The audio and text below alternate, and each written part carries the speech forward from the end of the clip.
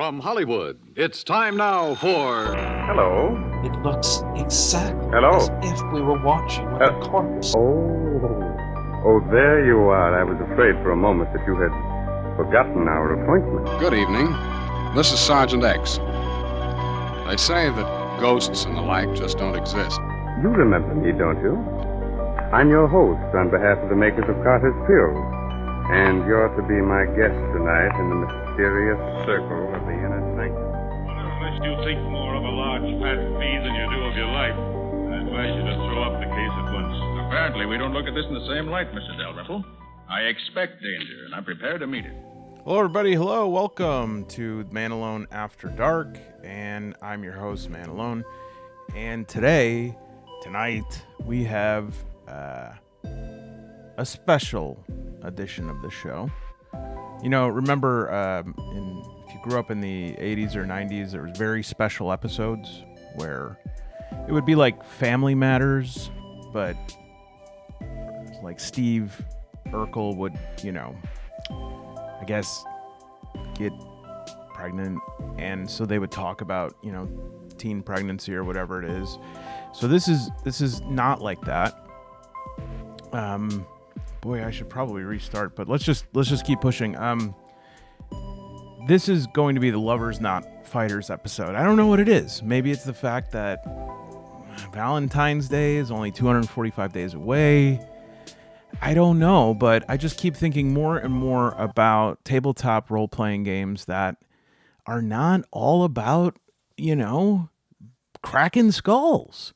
So we're going to go over 3 games today that either do not have combat as a mechanic, or it's a very minor mechanic, or it's managed in a very sort of minimal way, like a skill test or something like that. We'll also listen to a voicemail or two, and the last prize winner from the voicemail, H. Vandessa, to let you know that your Substratum protocol is on the way, and we still have prize left for if there's a good voicemail today. I don't know. I don't review them in advance usually. But today I'll say that the best voicemail is going to win a fresh, hot off the press copy of Flint by Man Alone, now available on DriveThruRPG for $17.99, or if between now and June 30th, end of the month, you could use the discount below for it's like 15% off, or if it's time for you to become a member, members will enjoy a 25% off discount. Now, if you purchased the PDF before, you should check in your DriveThruRPG account, because I did give a discount for those who already bought the PDF to offset the purchase of the soft cover. And it's so pretty, and it's 75 pages. It's just as cute as can be. It's it's color, but I only used like 2 or 3 colors in different shades inside, but the printing went so well. There was one tiny error. I just feel the need to be honest about it, but it was not enough of an error for me to like restart the whole process, because it does take several weeks for approval and everything. And it's like on page 6, I don't know why, but the footnotes right here kind of floated up. But I think you'll be able to figure out that 1 and 2 right there. But other than that, it looks fantastic. Oh, it's so cute.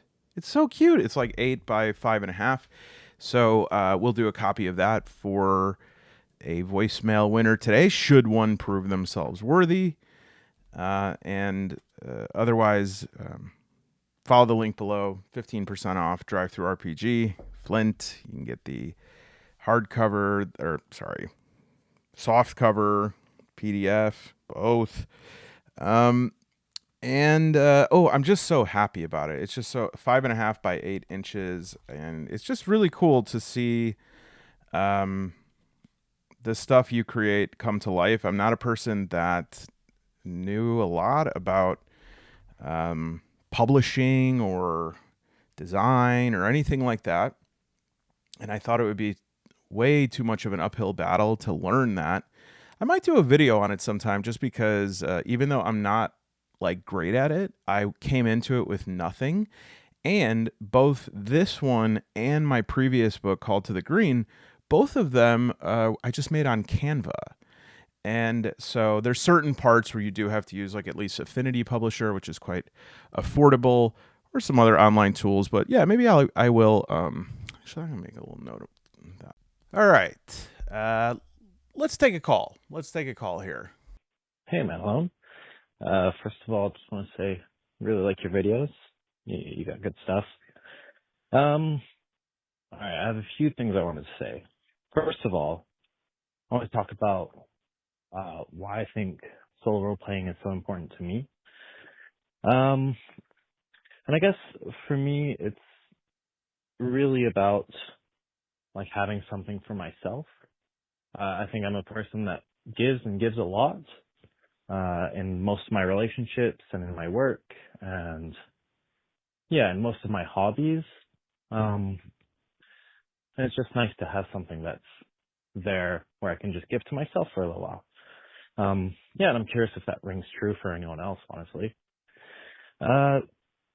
Secondly, this one's a little bit longer, and less about role playing. I've been thinking a little bit about how you talked about how men and young guys don't have many good role models nowadays, and don't have the rite of passage, or I forgot how you said it exactly. And how you created your channel in part to be a role model for young guys. And so I work at a school, at an elementary school, and I think I try myself to be a good role model for the young kids there, and especially for the boys. And I think I do pretty well at it. Not to toot my own horn, but but even despite that, I've still seen like quite a few kids just turn into bad paths, and just not having anything to really motivate them, and so they turn to things like drugs or anyway. And I guess what I'm asking is there anything else that you do in your life apart from YouTube that is helping those younger guys out there? Maybe some advice that I could get to keep doing this, not just in my work, but also my day-to-day life.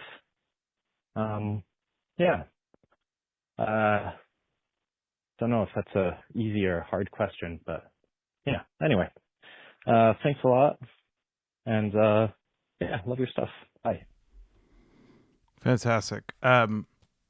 So I don't know if you, just before I forget, said your name, but if you could send me an email at amanalone@proton.me, and I actually have a thing. I have so many little channel things on the side here now. I can never find. Here we go. Yeah. Anyone who'd like to leave a voicemail, 856-818-3904. It's just a voicemail box. There's nobody's going to pick up and take a calzone order for you. If you just let me know who your email address really is what I need. I'd like to send you a copy of Flint for the wonderful question. Hey everybody, I just wanted to pop in and give fair warning here. I really did appreciate this question, and I did give quite an expansive response to it.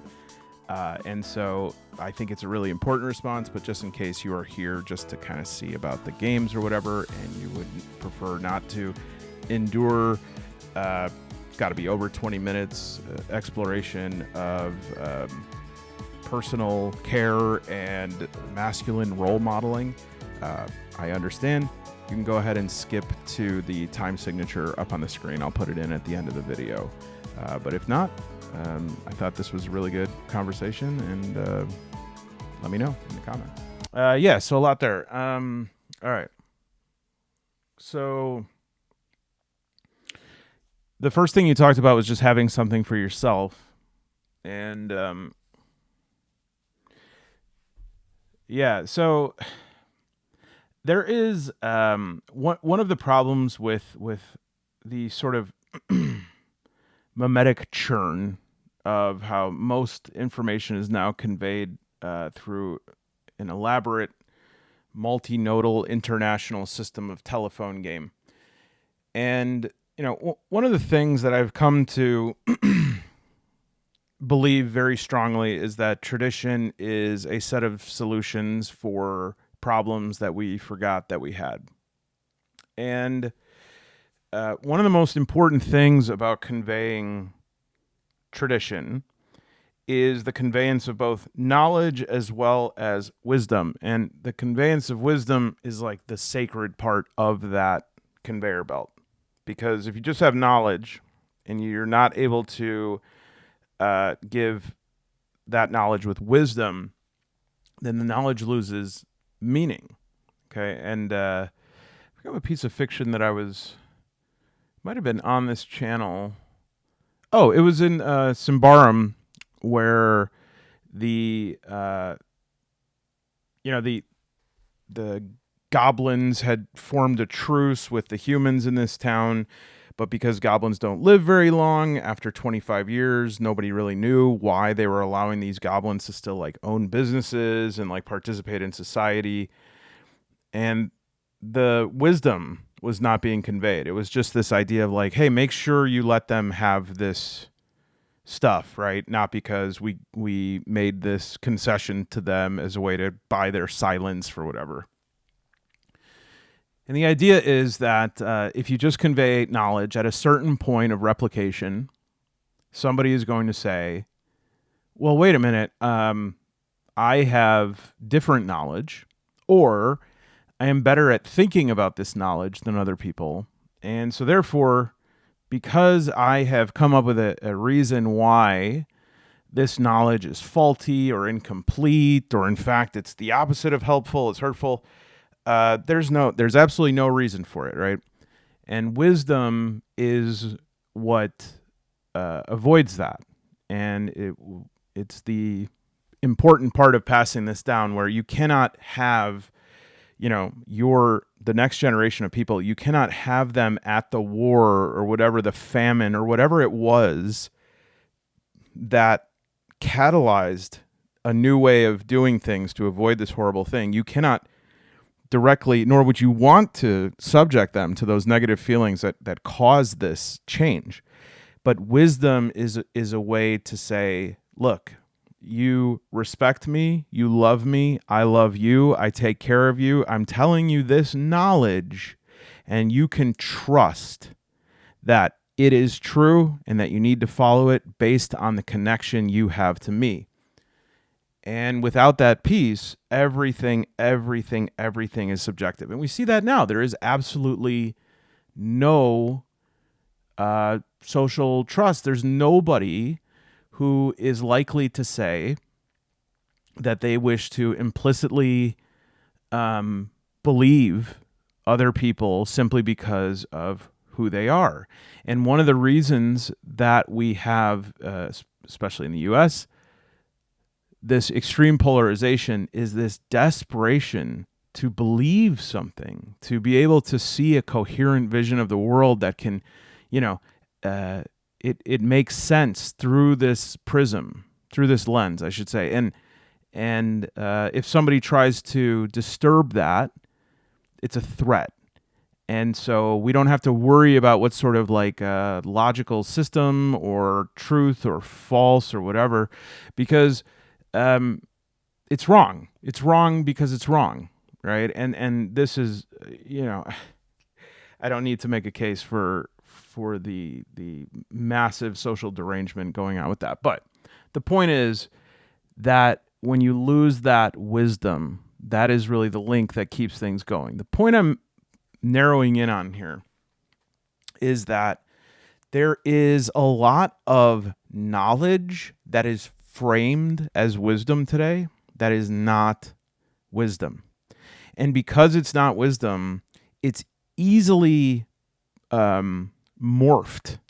It is sort of perverted, degenerated to the point that you can say the exact same words, but they mean a different thing. And one of the things that is the most rampant victim of this sort of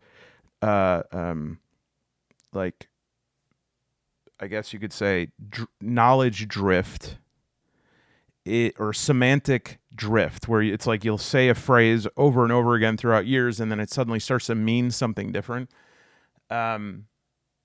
is our rapid communication, right? And this constant repackaging of stuff.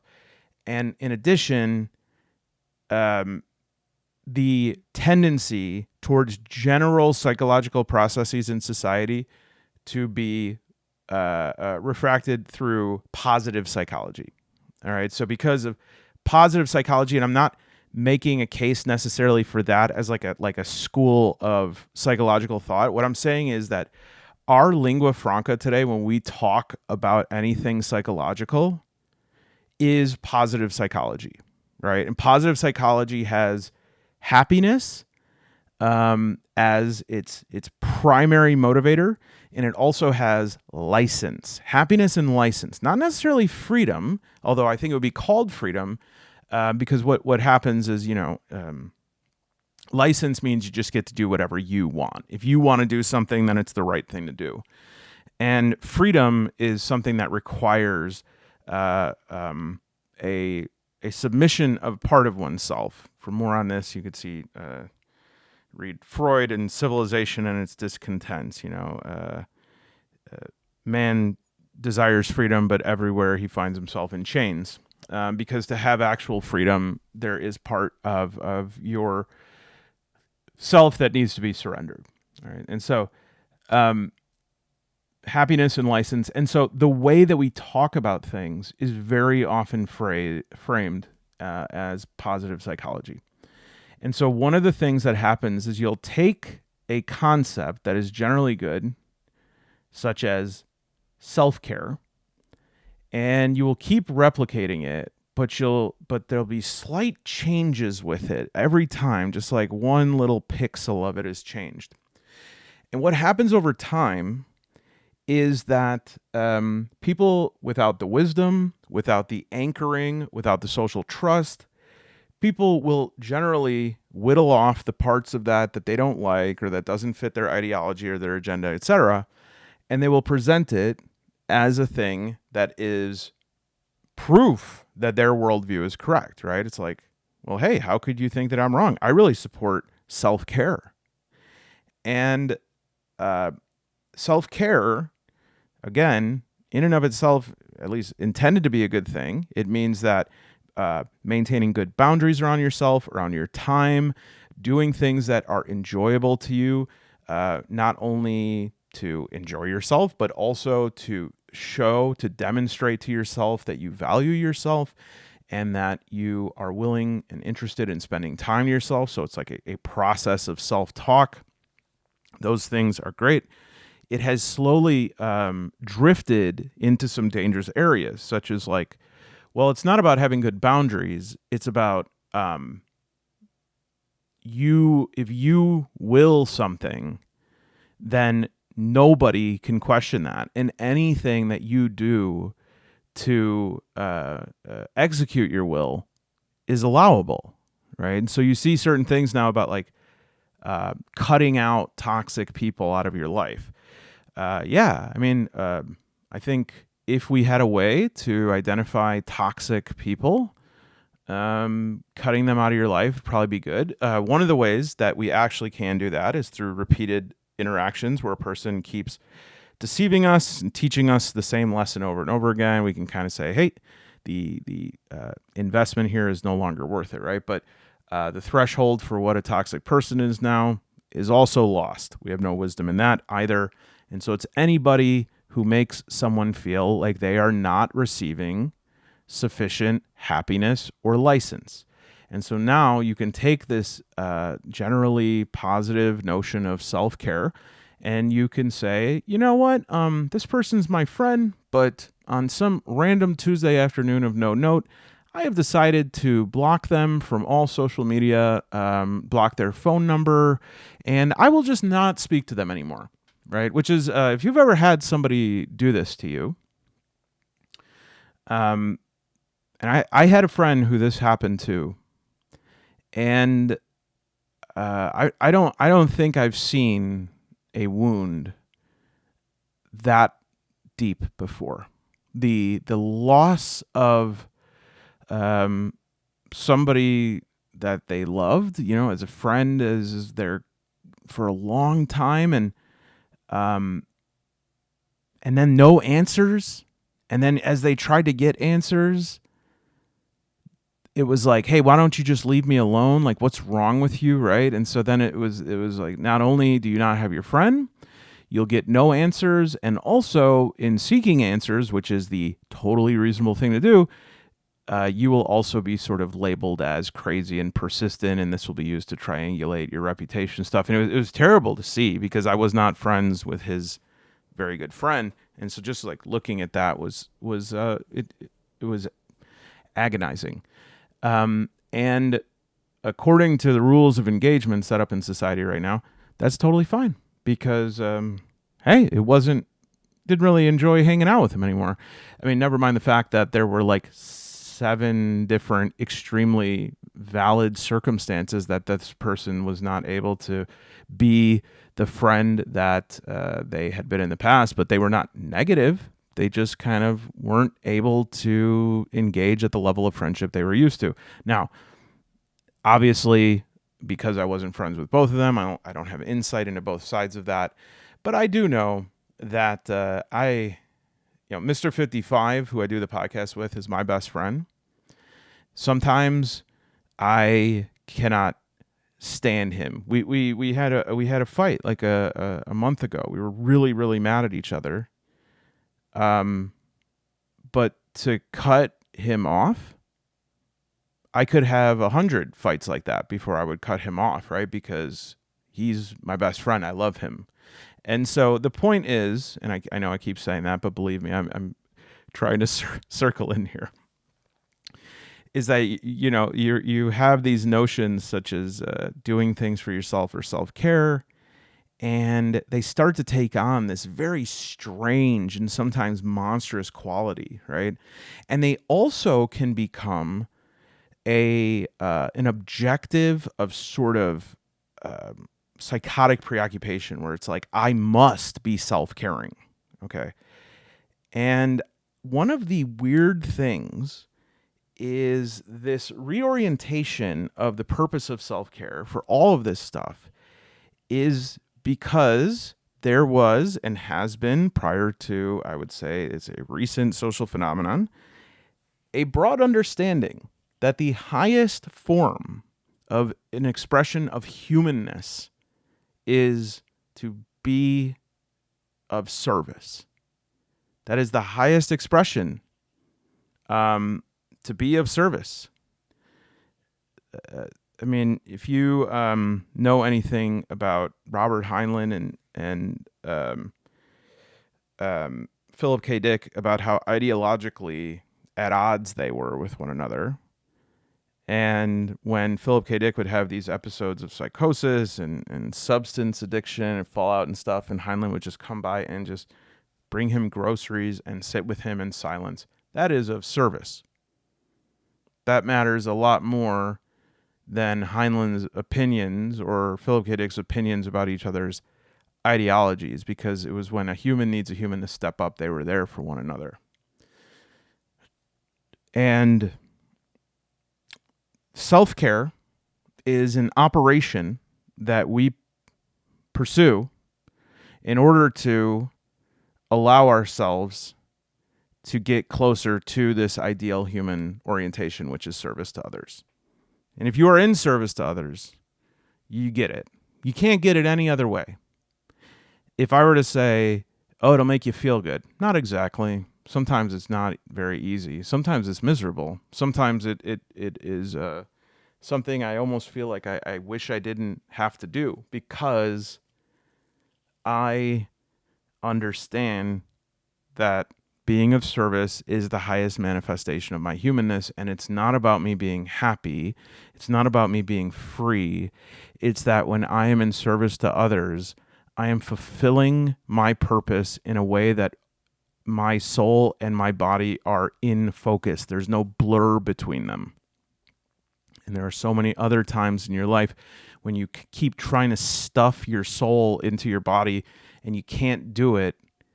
And the reason is because you can't do it by thinking, and you can't do it when you're on yourself. You have to have other people who allow that your soul and your body to have that sort of coherence. Okay, it's not freeing, it's not happy, it's not euphoric. It's just right. It is correct. It is like the cheetah running. This is what I was made to do, right? And so self-care is an operation that we have to pursue because it's the, YSLS rule of man alone, which is if your life sucks, you suck. If you are miserable, and you're not working on getting yourself to a better place, you generally are going to be ineffective at your primary life functions. You're going to make other people miserable around you. And so you need to start doing these very self-focused operations until you are at a point that you can serve other people. Right. And, I think that to have something that is yours, and to have something that is just for you, and to have something that you don't report on, you don't get that positive social feedback for it, you don't need it, you don't have to declare it, you don't have to get secondary gains from it. It doesn't even have to be noble or good. Some people can see it as a waste of time because you also don't care what other people's impressions are of it, because it's so for you that you're not even interested in what other people have to say about it. And so I encourage all of you who hear this message and hear this idea of like just having something of my own. I don't know if it'll make you happy. I don't know if it'll feel free, but it's going to get you in a position where you can be closer to feeling right. All right. There's a reason why the 12th step of AA is being service to others, because that is actually sobriety. That's actually the work of sobriety. And you can only find that out as you go through the other steps. Okay. And so, yeah, I'm so happy you do that. And I'm so happy you're able to do that. And you really should fight for this in your life so that you can recruit all parts of yourself so that you can be in service to others. You talked about, I want to say something. I know I'm carrying on a bit. Maybe I'll have to edit this a little bit, but you said you work at an elementary school. Okay. I want you to know, and I want everyone watching to know, if you're a guy and you want to do something for good for dudes and for this world and for young guys who really, really need something, the most important thing that you can be right now is an elementary school teacher. Okay. Another thing that is subject to the sort of telephone game of society is that, toxic masculinity, which does exist. Toxic people exist. Toxic behaviors exist. Masculinity, the spiritual energy of masculinity. There are many, many cases throughout history. It's a clinic in the misdirection of masculine energy towards wanton violence, domination, threat, intimidation, unfairness, violation, all of these things. And but we have then forgotten, of course, that like that does not mean that masculinity in and of itself is bad. I mean, mayonnaise, like just because there's a toxic jar of mayonnaise somewhere out there, I just know it. That does not mean that mayonnaise in and of itself is toxic, unless you're one of those Miracle Whip people, and then I don't know what to tell you. You just like that tangy zip, I guess. So you have this idea that masculine energy is something that needs to be controlled. It needs to be, if it possible, rooted out and eliminated. And I am not, to be very clear, just so that we don't have any of the same misinterpretations, I'm not saying that the importance of being an elementary school teacher is though that you could like go spread like red pill truths, or that you can go and toughen people up or something like that. The point is that the presence of masculine energy at that phase of a boy's life, and some girls who are more oriented towards masculine energy, that energy is so important in self formation, because masculine energy is energy that does not ask permission. And it is, there's a lot of stuff about like when there are these sort of surface level conversations about, women are more like this, and women can multitask, and women are more communal in nature, and all this stuff, and men are more competitive, and all this. One of the things that is a misunderstanding is that, I agree that generally the feminine energy is more oriented towards community-based responses, social interaction to derive solutions, complex social rituals that are meaningful to the feminine spirit.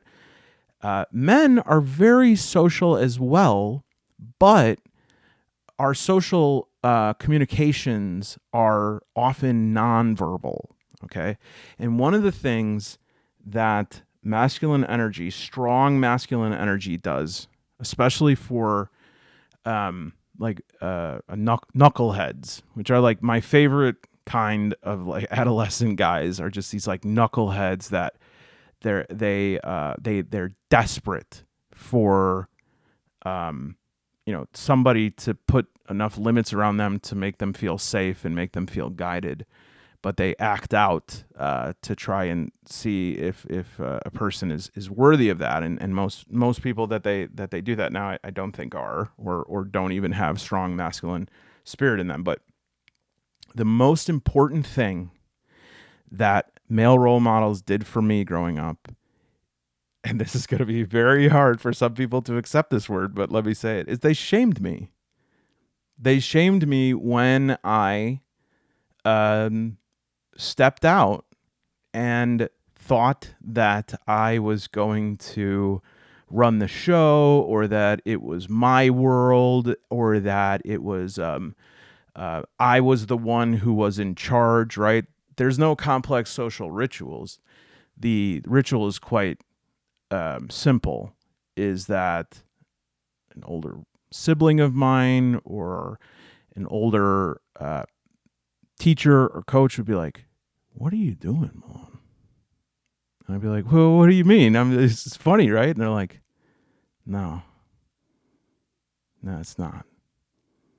And that's it. And then they would walk away, and I'd be like, "Oh, that really, really hurts." But it is that type of feeling that makes me seek the light, because in that feeling, it's not freedom, it's not happiness, but it's just right. I didn't feel blurred, right? And that's what all men need. All humans need two things, but I think men do not get as many of the latter, which is we need love and limits. And if you give too much of one and not enough of the other, too much love and not enough limits creates a sort of narcissism, creates a sort of permissiveness where the entire point of everything is hedonism. Too many limits without love creates somebody who is structured to the point of they're not even really living in any meaningful way. They're just like following an algorithm of automaton behaviors. We all need love and limits, but masculine energy, that is going to calm somebody. Like there are some young boys that can only find their calm with masculine energy there, right?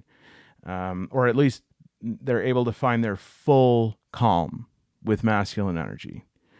And because they want that structure. And so right now, statistically, we're in a really, really bad situation in that, and it's bad for everybody. I mean, I have lots of friends, they are teachers, they're women, and they just talk about how they there are 3 men who work in their school, and basically all the time they're being drawn into these situations where the kid just won't listen, right? And this is used as further evidence of like this toxic masculine behavior. They won't listen to women.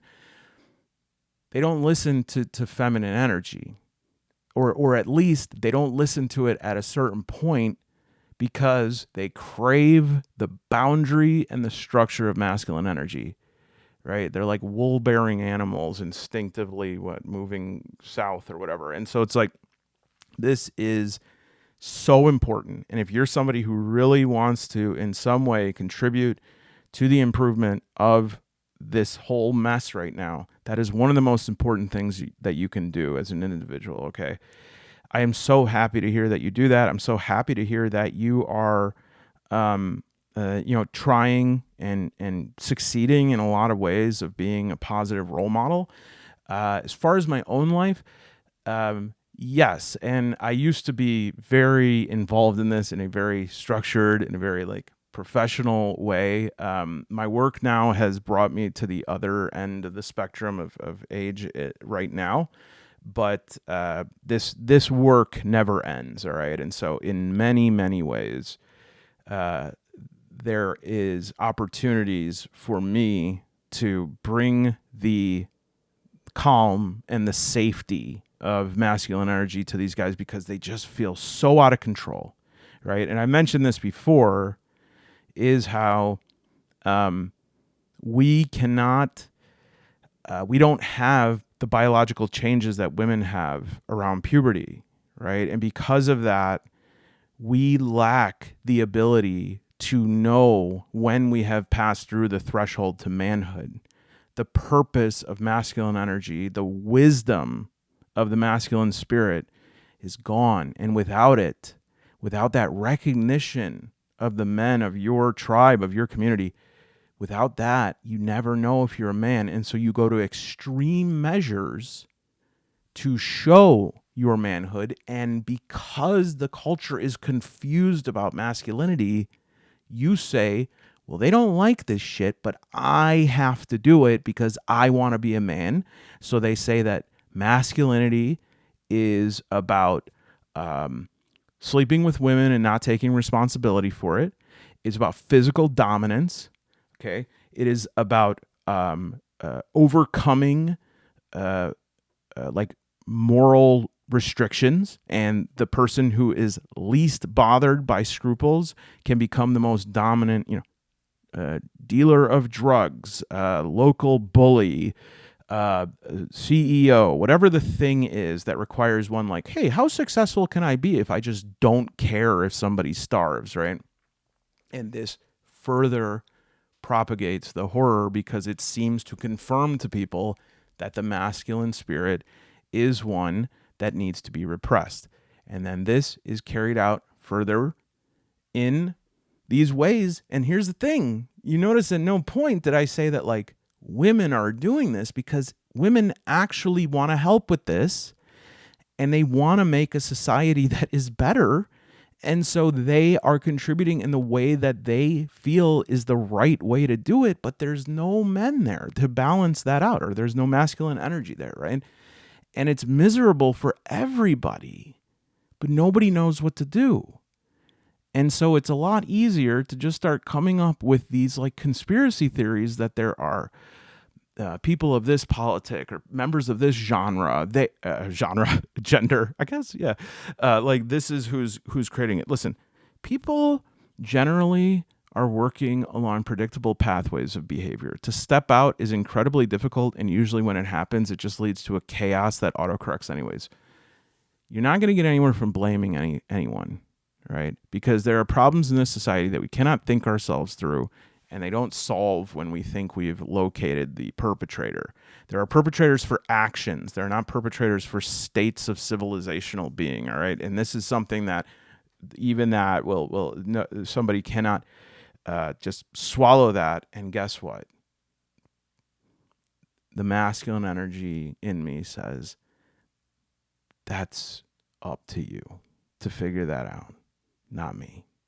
Your journey is your journey. And it's not mine, right? I got my own journey here. And so I think specifically, I know that I hope that didn't feel too out of control or out of the like loop of what you were talking about. I just think there's a lot of wisdom in what you said, and at the end, you're saying like, was there anything that I do? Always. This is of primary importance to me. I am extremely concerned about young men and boys and the society that they are growing up in. And I know that if we are able to all contribute and cultivate a strong, healthy, stable masculinity, and able to demonstrate the power, the balancing, the healing, the calming power of that, we're all going to be in a better place. But here is what we cannot do. All right. And this is one of the reasons why I work, it's not always possible, but I work hard to make this channel a neutral channel. And I work to make the members Discord a third space where we don't discuss politics and stuff like that, is because there are plenty of people working with that that feminine innervation of collaborative solution and communication and cooperative communities of like, there are so many right now that we don't need, it's okay that we don't have to do another one. Let's do one where instead of telling people who you are, you just beam it out of your heart like the Care Bear stare, because that is where masculine energy is reflected from your chest. And so if you are looking for advice, I don't think you need any advice from me. I think you already know what you're doing. But my one advice that I always give to people when they're in the business of helping young men is this. The question is never what to say or do. And if you spend time trying to figure out the right thing to say or do, you are at best wasting time. The question is not what would a good or real or a strong man say or do. The question is, how would I feel? And once I know how I feel, all the correct things flow for me. Right? Because masculine energy is, we can recognize it when it's being projected outwards, and there is an inherent respect for it. We yield to it only in as far as to aspire to create that same sort of aura from ourselves, right? It is awe-inspiring. It is extremely admirable. And this is the way that we get young men to stop with this bullshit. Stop with like trying to prove things and trying to have arguments over, gender politics and everything. Because honestly, guys, and if that's you, you're acting very feminine when you do that. You just need to be the person. You just need to be that strength. All right. Excellent. Make sure you email me. Let me know so I can send you a copy of this out. What are we? Oh my goodness. 45 minutes in. All right. I may have to. All right. Speaking of being a real man, I have to go tinkle. 1 second. All right. So now that we've gone over that, let's just talk about how to love and not fight.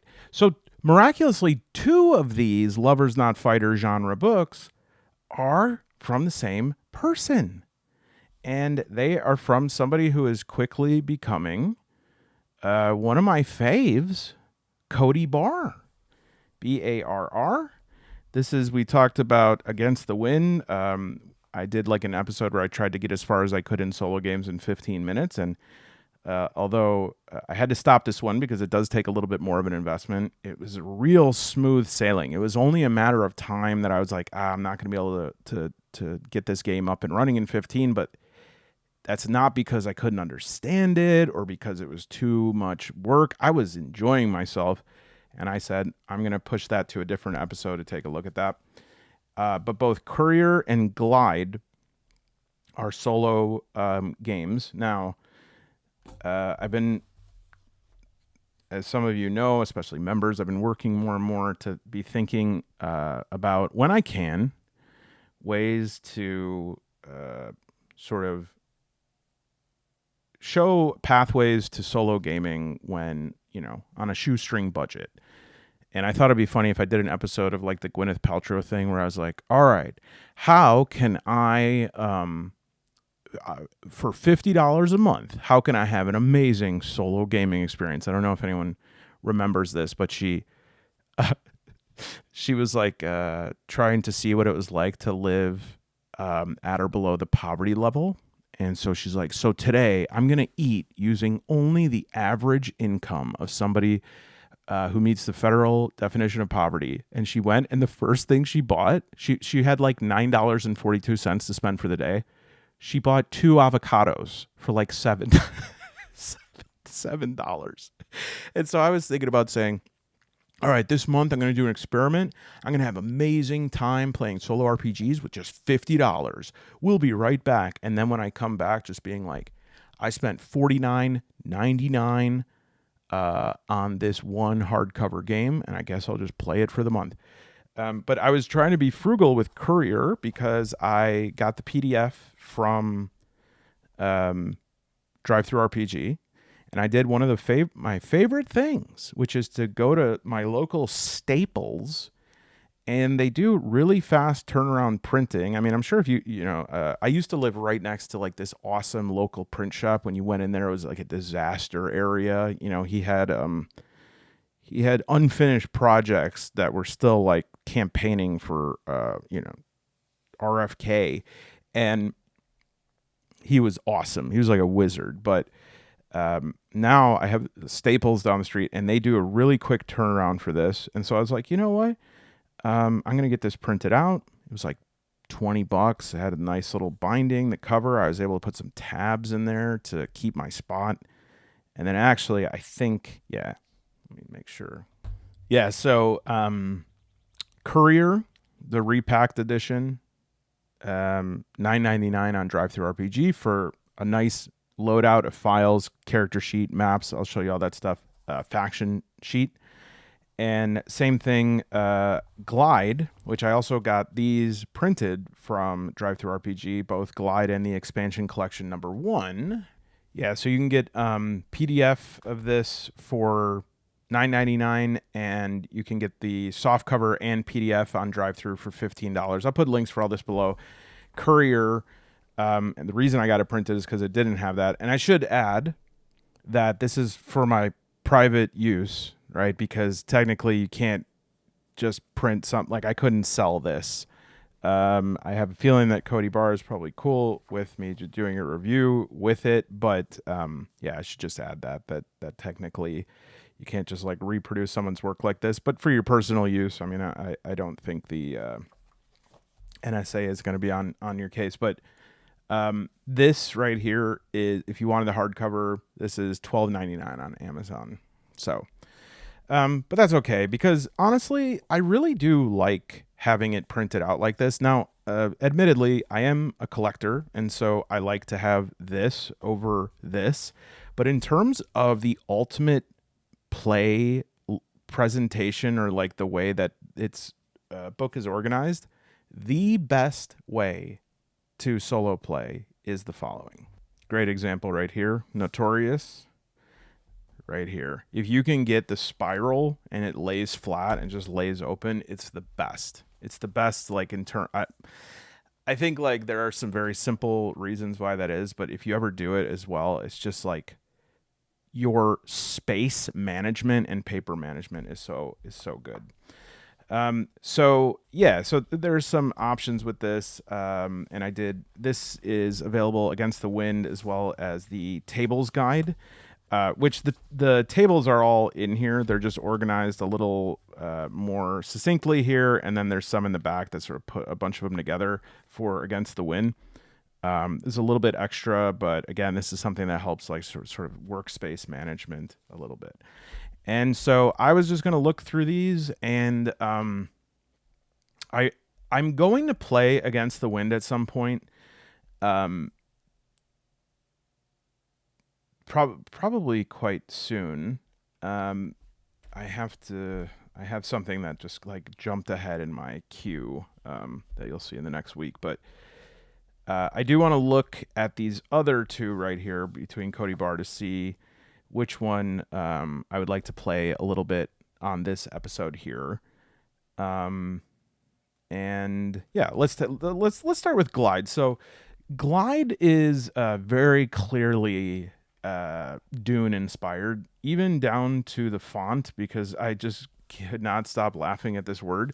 The font, one of the fonts used was expanded Herbertarian. Like, I assume that's Frank Herbert, writer of Dune. And it is inspired by Dune, Colossal, Star Wars Outer Rim by Fantasy Flight, who used to also do the Warhammer tabletop role-playing games.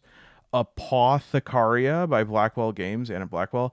Somebody just wrote a comment that they were trying to start Apothecaria. Now, due to my religious principles of I'm an anti-Pautite and an anti-Cosite, I would not probably play Apothecaria, but it's just interesting that I never seen that, and then I saw it twice today. 5 Parsecs from Home. This is probably the best.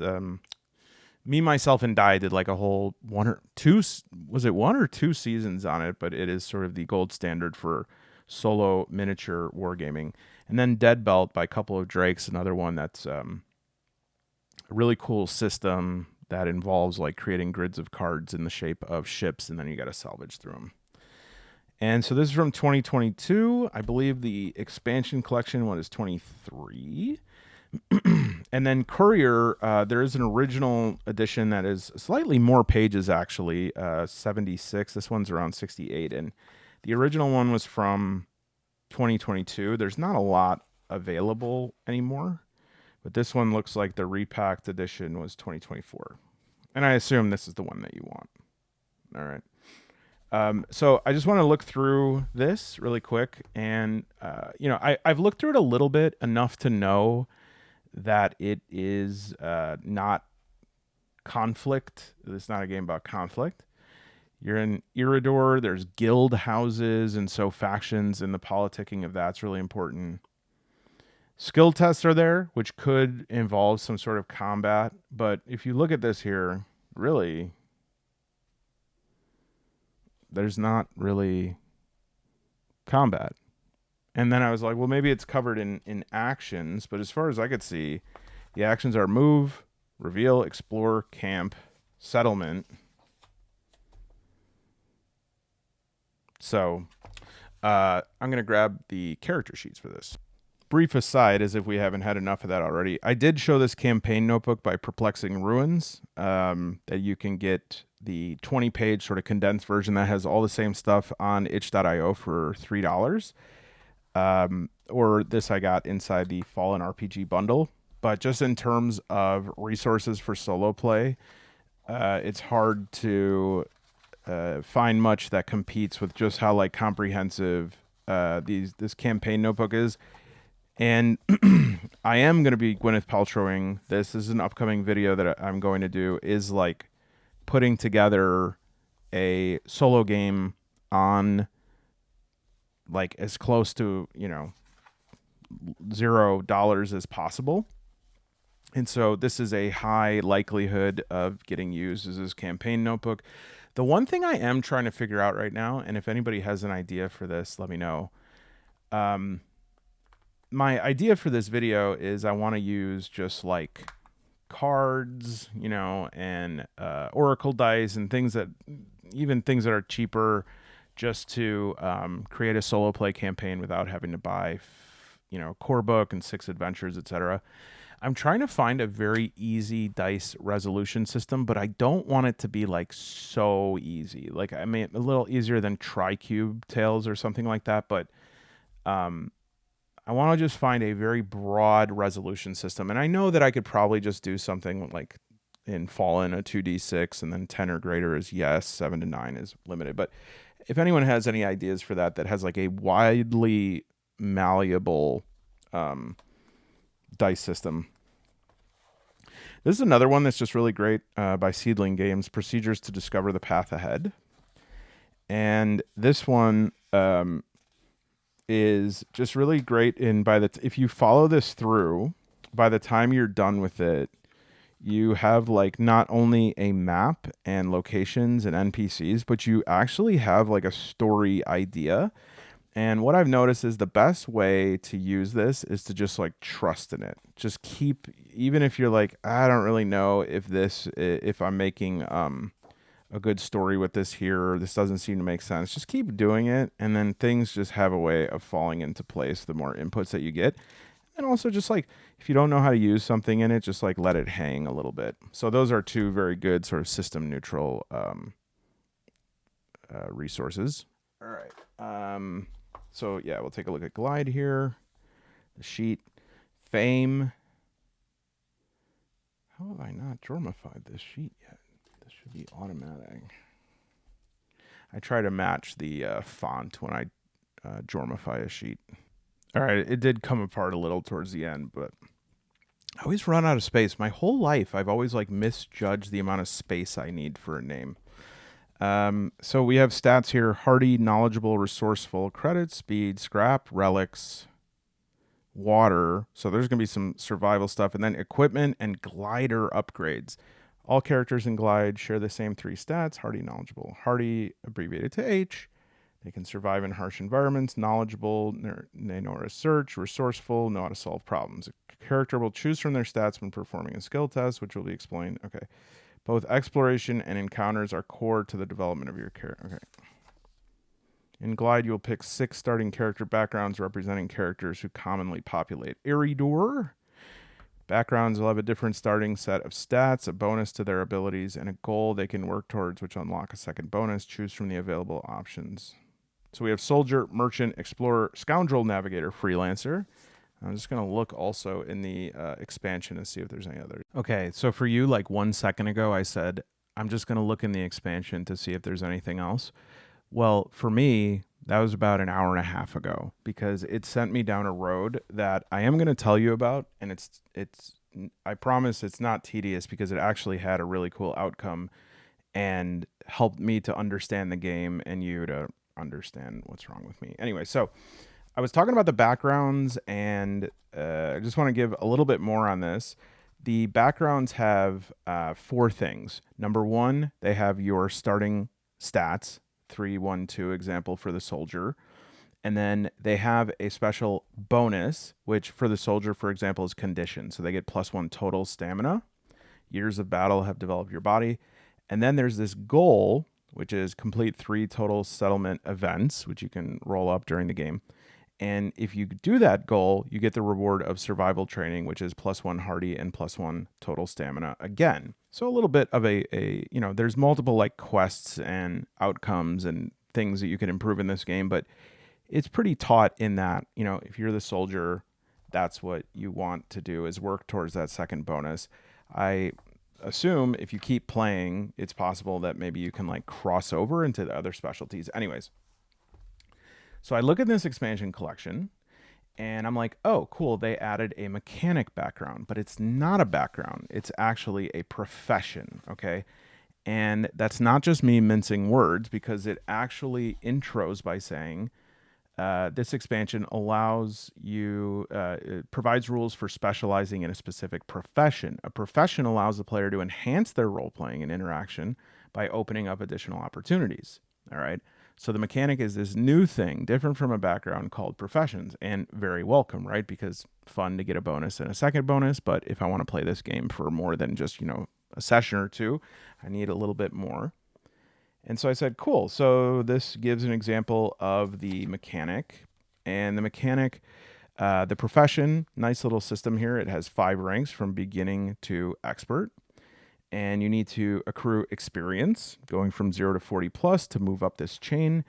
And you have these mechanic actions, which are like mini quests or things you do as a mechanic and resolve them as you would any other action. And you can do these actions at or below your rank. So if you're rank 3, you can do the rank 3 actions, the 2, and the 1. So, for instance, the lowest rank action here is settlement repairs. You spend 1 scrap and perform a repair in a settlement. When you do that, you gain 5 credits and 1 experience. And you could also do reinforced chassis. Spend 2 scrap to ignore all weather effects that limit movement until your next settlement, which is an option in the game. You could spend a scrap to like upgrade your glider to make it more weather resistant. So you spend the 2 scrap, you resolve that, you upgrade, and then you gain 2 experience. So pretty much to start, you're going to be going back and forth on these rank 1s until you get 5 experience, and then you go to intermediate, these open, etc. But a couple of issues. Number 1, on the first page, there's this thing that just says tracker and mechanic masterwork. And I think this is one of the things that will get me stuck in an instruction book the longest, is when the answer to what a table means is found in another table. So I was like scrubbing up and down, like, what is the tracker for and what is the masterwork? I even looked in the main book here, brought up the PDF, was doing like Control F. And finally, I found it in that when you're at level 5, you can initiate, rank 5, you can initiate a masterwork project. So that means you're at an expert, and you could spend up to 3 scrap or 1 artifact to advance the masterwork tracker by 1 for each scrap and 3 for each artifact and gain 5 experience. And so this is a larger project, and these bonuses are significant. Tracker 1, increase the base speed of your glider to 3. Tracker 2, your glider can hold any number of scrap. And then Tracker 3, your glider no longer requires fuel, which is almost like cheat code level. All right. So a little bit frustrating, but no big deal.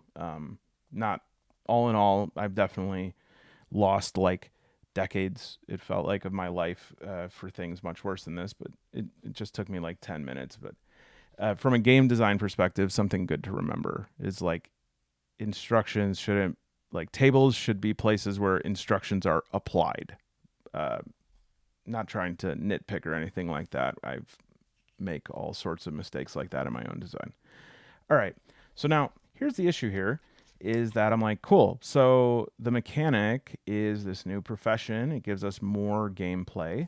And then I was like, so what other professions are there? I was like, oh, that's the end of that. Okay, so there must be professions in here. But no, there are just backgrounds. And then I check it again. I read it again. I'm like, yeah, these definitely aren't... this isn't like a synonym for background, because background does get... mentioned elsewhere. This is definitely something like a profession. And then I was like, oh, but this is expansion 1, and it came out in February 2023, which is almost 2.5 years ago now. So maybe it's an expansion 2, but there is no expansion 2.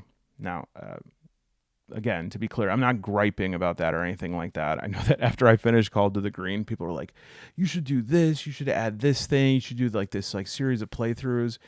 And especially when you're creating something and your face is just buried in a source for so long, when you're done, sometimes you're just like, I don't want to look at this again. So maybe we'll get expansion 3. I hope so, because this game has a lot of promise. But I was like, dog, what? All I have is the mechanic profession, because it does give like information for professions, as well as like using them cooperatively. If you're playing co-op, you can only have one profession at a time, and then it means you can get new professions.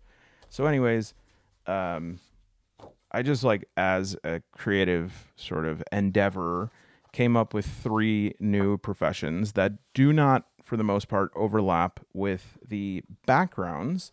And also, I thought they would be cool because the 2 other things added in this expansion are like ways to do smuggling quests, as well as ways to like go up and off the planet in space exploration. There's also a downtime expansion, which for this holds the greatest potential for like more dialogue-based roleplay, because this game, and there's a place for games like this with me, it's sort of a 4 Against Darkness boardless board game, which allows you, not having a board allows you to have one of the great enjoyments of role-playing games, which is like having unlimited map and open world, but it's not truly like at the same level as something maybe like Ironsworn or D&D, Pathfinder, where you can have conversations, and those conversations and the results of them, or you can have thoughts, and the thoughts and the results of them can change the outcomes. Really, everything here comes to like, which option do you want? Roll your dice. What do you have to help you with that dice roll? Here's the results. Make another choice. Just fun. But it was just, downtime is not totally there yet. It's not, you're not going to have, for instance, stats that are like, use your charisma, or try to convince somebody of something. Like, it's all going to come down to dice rolls. But when we're cultivating, one of the mechanics it adds here is cultivating a relationship and then adventuring together. This is at least further out on that line of like, if this is your type of game, at least then it can make you sort of imagine, in your mind's eye, building that relationship, and the choices you make could be like, oh yeah, this person would definitely want to do this. And in my mind, I see that as a sort of proto role play in the strictest sense of the word. Yes, it's an RPG. I'm not taking that away from it, but when I think of pure role play, I think of inhabiting a role, making choices, and doing those things that you really can't do in board games or other games, which is like anything you want. I was just playing a little earlier in the members Discord. I was just trying out the stage feature, and I was playing some Citizen Sleeper Starboard Vector, which is the sequel. And as awesome as that game is, as awesome as Baldur's Gate 3 is, think about all those options. The one thing neither of those games have is the opportunity for you to just be like, I'm not choosing any of the options. Instead, I want to say something completely different. That is something that can only be done within the realm of tabletop role-playing. And more, I get invitations to accept the testing of AI-based role-play. And I just want everyone to know, if you're creating something like that, I hope you do what makes you happy, but I am not going to be assisting in the development of anything like that. I am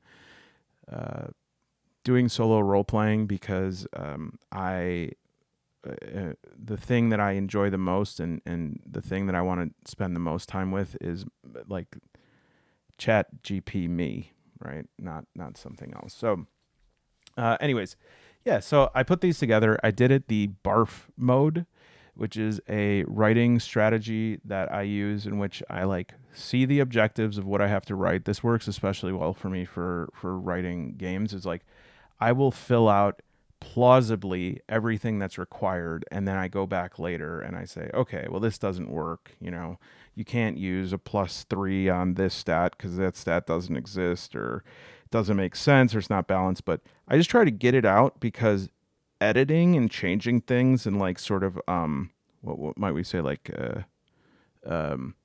harnessing, or basically it's easier for me to sand something down than it is to just like keep making new cuts of wood. And so for me to get this all out felt good, and I can work on it as I play through. I can try these things and find balance, and try to figure out if something like a bonus I gave was too much or not enough, etc. So I did the smuggler just as an example. The requirements for this: you have to complete one smuggling quest, which is in here. You have to earn 250 credits from smuggling actions, and you have to discover a hidden pad or smuggler's den. And then I have these trackers. I tried to make them on level with like the benefits that you'd get from the mechanic one. Tracker level 1, unlimited contraband storage. No, that might be tracker level 3. Well, anyways, man, I'm stuck on this word that keeps coming up as harnessing in my mind. It's a word that means like making gradually better. Optimizing. Yep. Tracker 2, +1 target to all rolls involving inspection and contraband. So if you get like checked as you're going into space and they need to see stuff, you get maybe you get a +1 and you're at a roll equal to or under a 4, higher chance. And then tracker level 3, you could take 2 smuggler tests, and I meant to say simultaneously, and earn +50% credits. And then I have actions here as well, like hide in plain sight. You need to get 1 fuel and avoid a random encounter. And that will give you the experience that's like sort of on par with whatever it was in the book. I can fill that in. And then I did Space Explorer. Own a spaceship is one of the requirements. And then I did Terraformer. I was thinking of like Liet Kynes from Dune. Just somebody who has sort of a mixture of like biology, geology, geography, did I say botany? Somebody who, is looking at this desert planet and thinking, could I throw some palm trees here? And this one I made more like the requirements being visiting and survivability. So like you have to get to the point where you could store at least 6 water, which is really the max. And then I sort of start with this one as my last one, and I was like, I got to get back to this video. But this is where I started thinking of where we can expand a little bit more. I was like, I could place green shelters. I can transform zones and make them safe zones for other people to pass through. But like the question I keep asking is, where's the bridge in this game? Where's the bridge where this game could become, a game where I'm thinking about dialogue options and I am developing my character's quirks and I'm saying lines of dialogue. Where did the leap go? So let's take a look at Courier, a little bit more recent, especially the repacked version, and see if that is more of the same, or I'm sure it's going to be somewhat different, but we'll see if it's pretty much like the same style of game. You know what I've just decided? I'm going to put this at the top. If you're watching this, let me know which game you would like to see me play through. I think if you have interest in one of these, or let's try not to do another one altogether, you can always make those suggestions. But I will do a little bit, I know, because not everyone watched the Against the Wind video. I'll show you what that game is about as well. All right, so Courier, also by Cody Barr. And let's see, just right off the top here, I think, so there's a lot to do with factions in this game.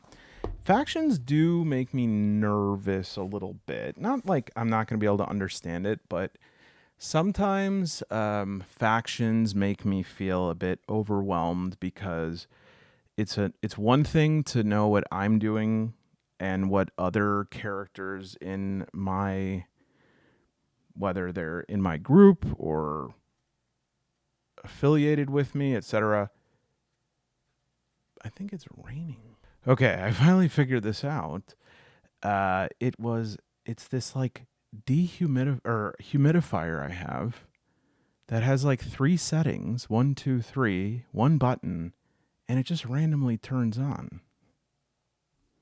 Anyways, comment below too if you think I should play Dehumidifier Quest. Yeah, so sometimes I just worry that it's like too much to manage. And I start feeling like, boy, oh boy, it's almost like I'm spinning a huge wheel of the entire world. But nice faction tracker here. Actually, I printed one out and then I found a more elaborate one. So I'm not sure if this just has... yeah, so faction alliance matrix. Some instruction, faction reminders. Add a faction's power to their faction fight D20 rolls, and then a map and a world timer. All right, let's dive in. And I truly have not looked at Courier at all. Okay. Anyone we know? Minion Pro. 2024. In the aftermath of a cataclysm, the world lies in ruin. Civilization has crumbled, leaving behind a harsh and desolate landscape where survival hinges on bravery and resilience. Courier Repacked is a role-playing game designed for solo adventures or co-op teams of up to 3 players. As couriers, you and your companions will traverse the remnants of a devastated world, delivering vital supplies and forging connections. So, interestingly, I'm almost starting to wonder here, and I'll keep an eye out for this, if the reason why we never saw Glide Expansion 2 is because was like the thrust of the project pushed into this, because that happens sometimes, right? You sort of like expand in a bigger idea. Just to be sure, I'm going to read over the Glide introduction as well to see, is that an apocalyptic world, or let me see. Yeah, I'd be curious to hear if this is what partially happened. I mean, it's definitely like a different game, different setting and everything, but it's like, okay, Eridor used to be this lush green world. It environmentally collapsed.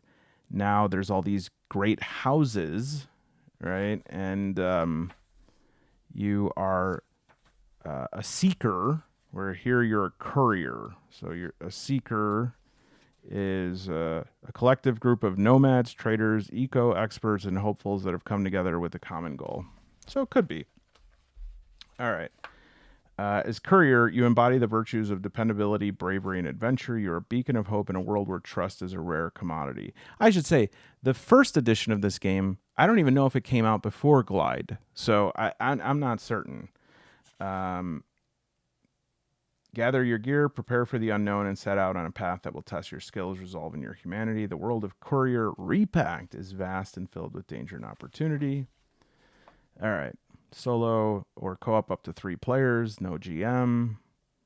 The GM position historically asks the player filling it to invent, describe, and run. Courier offers rules to fill this position. You're a wasteland courier. Play a role in the world as a person who is dependable, brave, adventurous. Got it. Essentially, players are a post-apocalyptic mail delivery person. Perfect. Love that. So we have a D20. Oh, that's just telling us the dice notation. So do I need anything besides D20, 1D10, 2D6?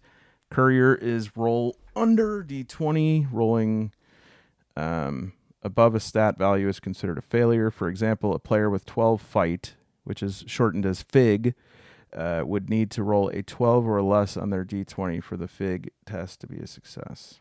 What do you need to play it? Character sheet. Includes contract tracker. Do I have that?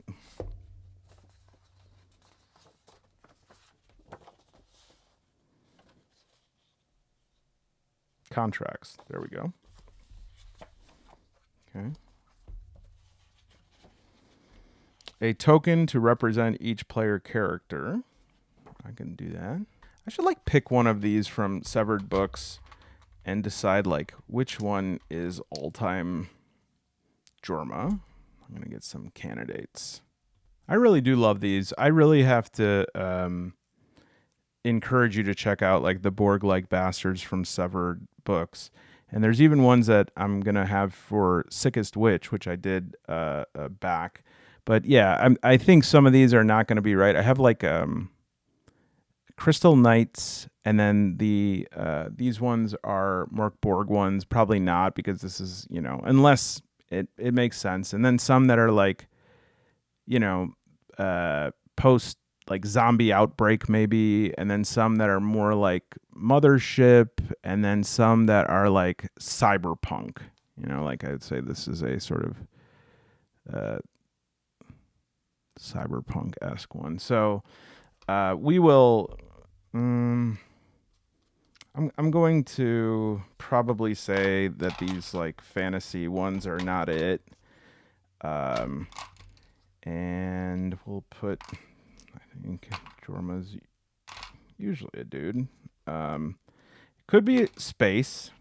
I doubt it's going to be like a, I don't know though. You know, like this one right here, who knows? Like if everything collapses, maybe, probably not that one, but like, this is what the world could look like. It depends like what kind of setting we set up here. So, all right, I'll push these here and we'll find out more. Yeah, actually. All right, so we need D4, D8, D10, D12, and a D20. And for this, I'm going to get some fun stuff here. Yeah, you know what? I'm just going to use these because they'll be easy to see. I'm not sure how much we're gonna actually roll, but the only thing is, does it have the caltrops in here? I don't want that. Yeah, the D4 I'm gonna replace with a modern D4.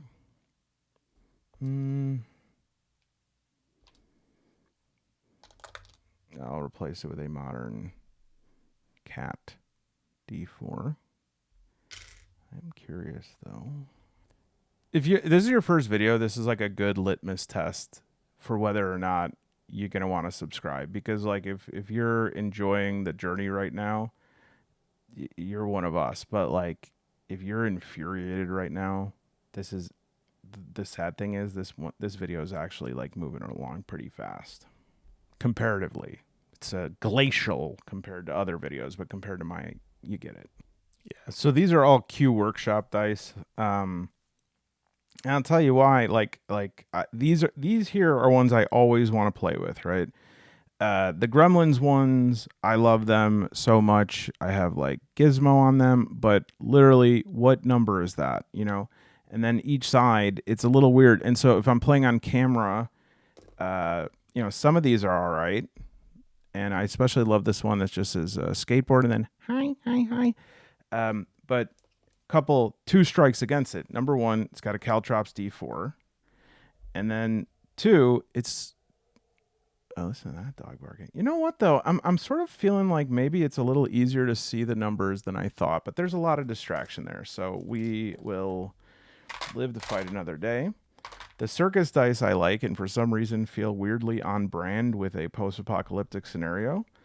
And I could replace the caltrops, but again, I don't like. I like them consistent, so I will have to consider the pro and the con.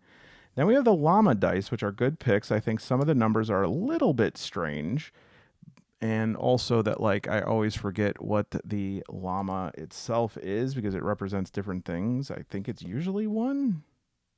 No, but this one it's 5, 3, 4. Okay, I guess 6. Yeah, that does look like a 6. Maybe.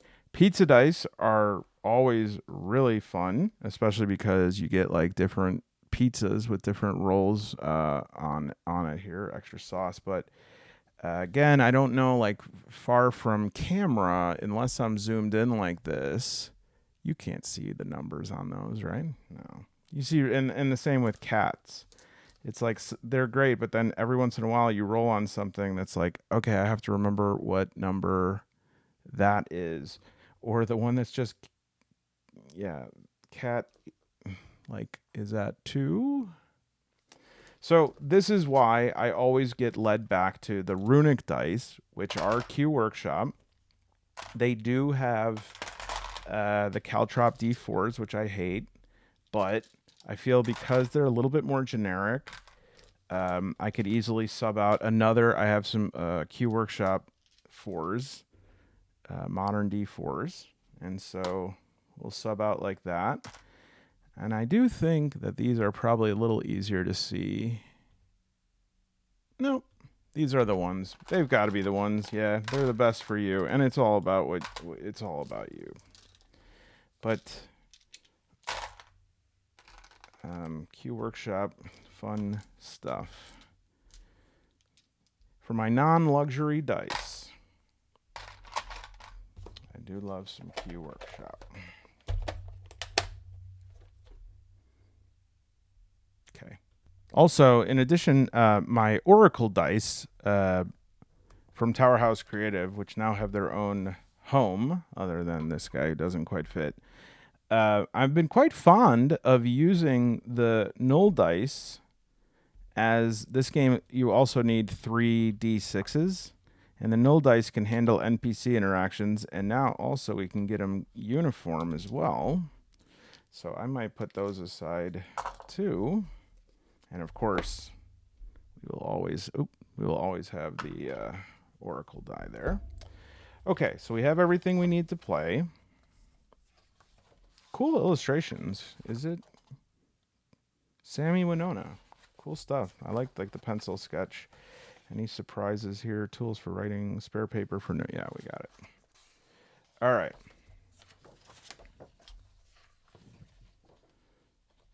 Okay, so fight, agility, charisma. Each courier has 3 stats. For each of these stats, in order, roll 2d6 and add 3 for a total between 5 and 15. Record the total in the base box for the stat on the character sheet.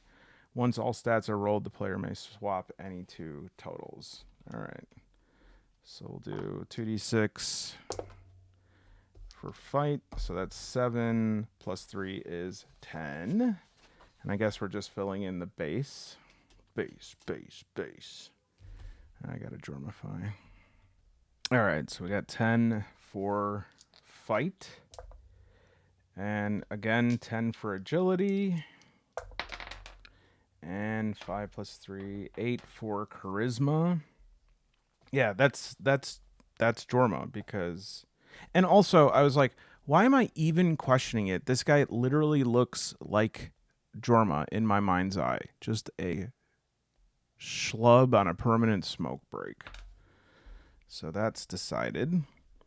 And so we'll do 10 for fight, 10 for agility, and 8 for charisma. And we'll have to figure out what modifier those are. Oh, luck. Once all stats are rolled, the player may swap. Roll 1d3 for starting luck of the character rounded up. Okay.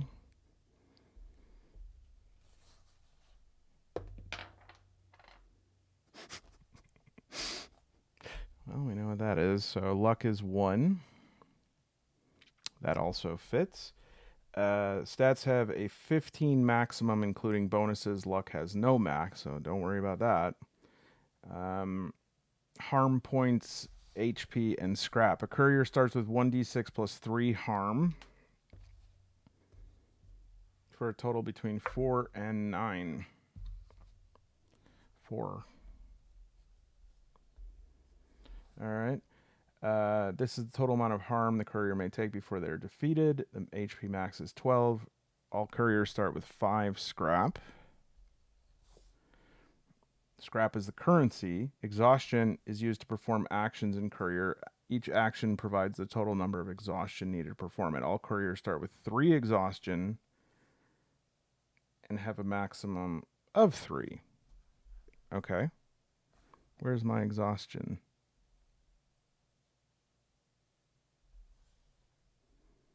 I mean, take a look here. Do you see exhaustion anywhere? CAR is cargo. So it says I have 3, so I guess I'll just add it. Strange. So we'll put exhaustion up here. Okay.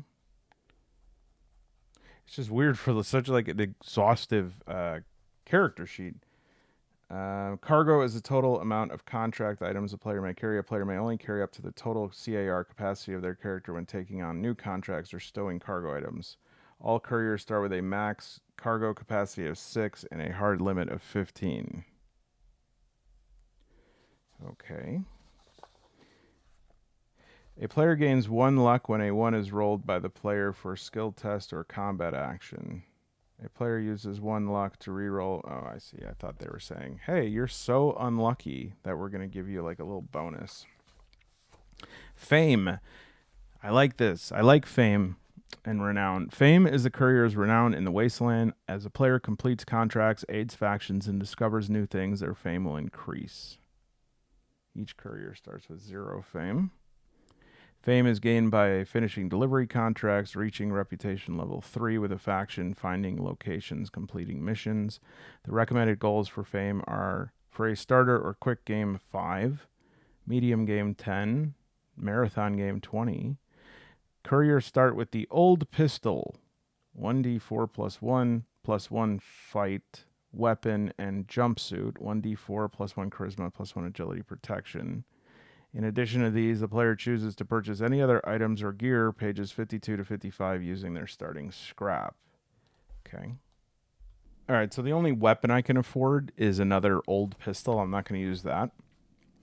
I think, whereas Glide was Dune, this is Wasteland / Fallout, because I'm already seeing like collected scrap and turning those things in. And then also there's a rad tracking here for radiation. And so we're going to items. I cannot keep having such terrible rolls. So we are going to get just a great item here. Let's see. Other than the stealth box, which is 20, since I have such bad stats, I'll even allow, if I roll a 1, 2, or 3, to get it, even though it costs 10, as a little treat.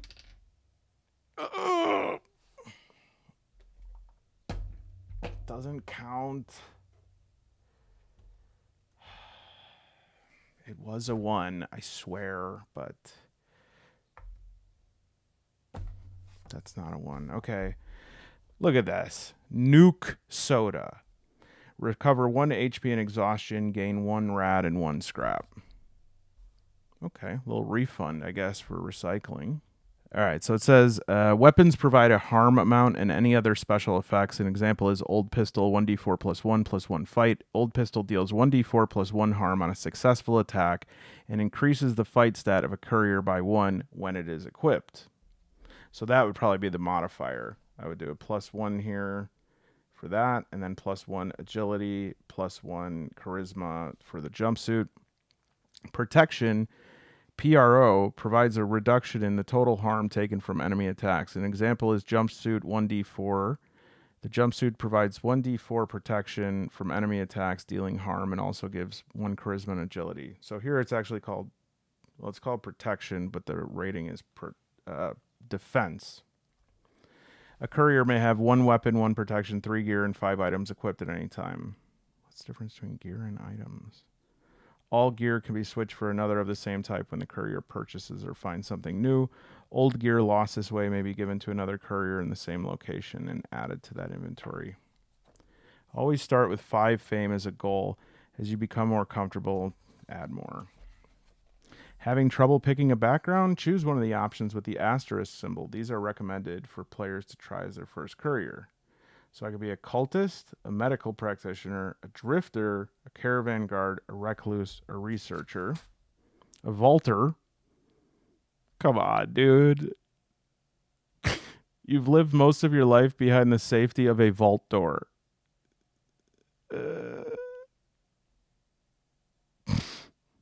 I couldn't do it. I mean, look, like, there are lots of really good games that are like, what would we say? Homages to other games, but a vaulter, that's like the exact word from Fallout. Okay. Well, how many is there here? 1, 2, 3, 4, 5, 6, 7, 8, 9, 10, 11, 12, and a junkie. So I will I'll eliminate one of these here. Well, let's see what I roll. A 5. 1, 2, 3, 4, 5. A recluse. I love it. So a recluse, you've lived most of your life away from others. Deal +1 harm when using an item that causes harm. +2 max cargo. Okay. And -2 charisma. Okay. So 9 is 7. And +1 agility. Another +1, so agility would be a 12. That's a really crummy stat. I've always hated item advantages. Even like playing, like Final Fantasy or any type of JRPG or anything where it's like you'll have certain items and they might do something for you early game. Or this is just my experience. Maybe some of you are different, but you have like bomb or Molotov cocktail or shuriken or throwing knives, and they're like these single-use weapons. As the game goes on, I don't care. I'm not unless I'm like desperate, I'm not using those. And so to have a stat that's like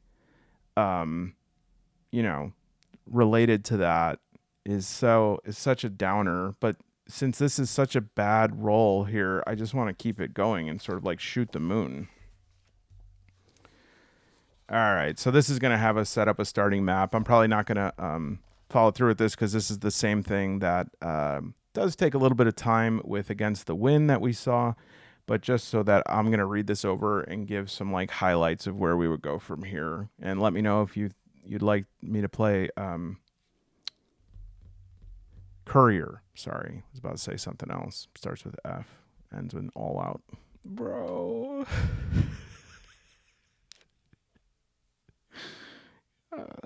It's a good picture. It's just, it very much looks like a game that is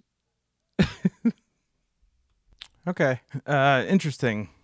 Yeah, so I mean, I'm being silly. Like, to be clear, this is Fallout, the game, and you know, I have on my way right now. Being delivered to me another game that is just like very clearly an adaptation of it, of a video game, and that one is I think it's called Jamais Vu, and it's Disco Elysium. And I guess the thing that was surprising though is like there's no Disco Elysium TTRPG. So, but there is like definitely not only a Fallout RPG, but several, a whole line of them. But I mean, it's okay. And actually, there's a good lesson in this too, which is like, again, this idea of a heartbreak. Oh, like what if I come up with an idea that's already out there? Yeah, cool. Just make your game. I mean, as long as you're not stealing like intellectual property, which is not happening here, then you just can't take direct words. Go ahead. You know, like I've always wanted to see a Tango and Cash or Big Trouble in Little China tabletop RPG. That would be awesome. So maybe like Little Trouble in Big China, you know, that could be good, or Kango and Tash. I will say that, you know, I think a big focus of this is going to be faction play, and it's really about taking contracts for factions, building reputation with them, discovering areas on the map, building your renown, etc. Unfortunately, and you know, I think this is something that is just like my own preference. We do get a little bit of like these sparks here that can be used to maybe create characters in a mission or decide like NPC motivations and stuff, and that's pretty cool. They're quite useful, and honestly, if you are solo playing Fallout games, which are not solo games, the as of right now, although I hear there might be something on the horizon, this could be a really good resource for that. Not that this says anything about that. This is completely different intellectual property, obviously. And it also has just like a little oracle on the bottom note page here, which is no, but, and you can see it at the bottom. So the only reason I point that out, obviously it's not like a revolutionary oracle, is that is really what will show up, that little no, but, yes, but, when there is something emergent and diegetic going on. And so there is a possibility that you could do some emergent improvised role play with this game, but it's mostly going to be in like naming things and finding out what the details were of a situation that was or will be determined by dice rolls. And that's okay. That is just a type of role-playing game. And I do occasionally like that. I usually don't play long-term campaigns because the possibilities for inner exploration are limited to sort of any activity that would involve me passively. I would say that honestly, this is a video game. Like, this is what my brain, when I play games like this, I'm slightly more active than a video game. And that's great. I play a lot of video games. All right. So last one we're going to look at is Against the Wind. We've already looked at that a little bit in a previous video. You could check that out. But just enough that if you can get an idea of what is going on there. And then again, let me know in the comments which ones you'd like to see me play out. Okay. So Against the Wind, the more that I've read it, the more I think that this is my kind of game. Let me just say that straight up. But I'm not saying that means that this has to be the game that you might preference for me to play. I'm saying that because this game is quite brilliant in how it is written. And for some people, I would say if you are starting out with solo play, dependent upon how you read and process and synthesize information, this can either be a confusing experience because it is quite, in some places, it's allegorical, it is high level analytical, it is giving words and phrases and explanations for processes that are happening on the cognitive level. And it almost is like using a system of mechanics that deals directly with how your thoughts are being formed. And if this doesn't make a lot of sense, it's probably because I'm not explaining it very well, but also because I think maybe if you're somebody who does better to start with concrete stuff and then gradually get more symbolic, metaphorical, then this probably wouldn't be a good starting point. But if you're someone like me who needs to talk through processes to understand them, to have multiple examples, to really like talk about what's going on, I was the very annoying student that was like, what happens when we do this mathematical computation? Like, what is happening here? Rather than just like, okay, how do we get derivatives? Like, what's the process? I'm like, what is that representing? All right, so Against the Wind, the more that I have read it and the more I've thought about it, the more I realize that it is, interestingly, I think, well represented here. We just talked about in Glide, this little thing at the end that goes from beginner to expert.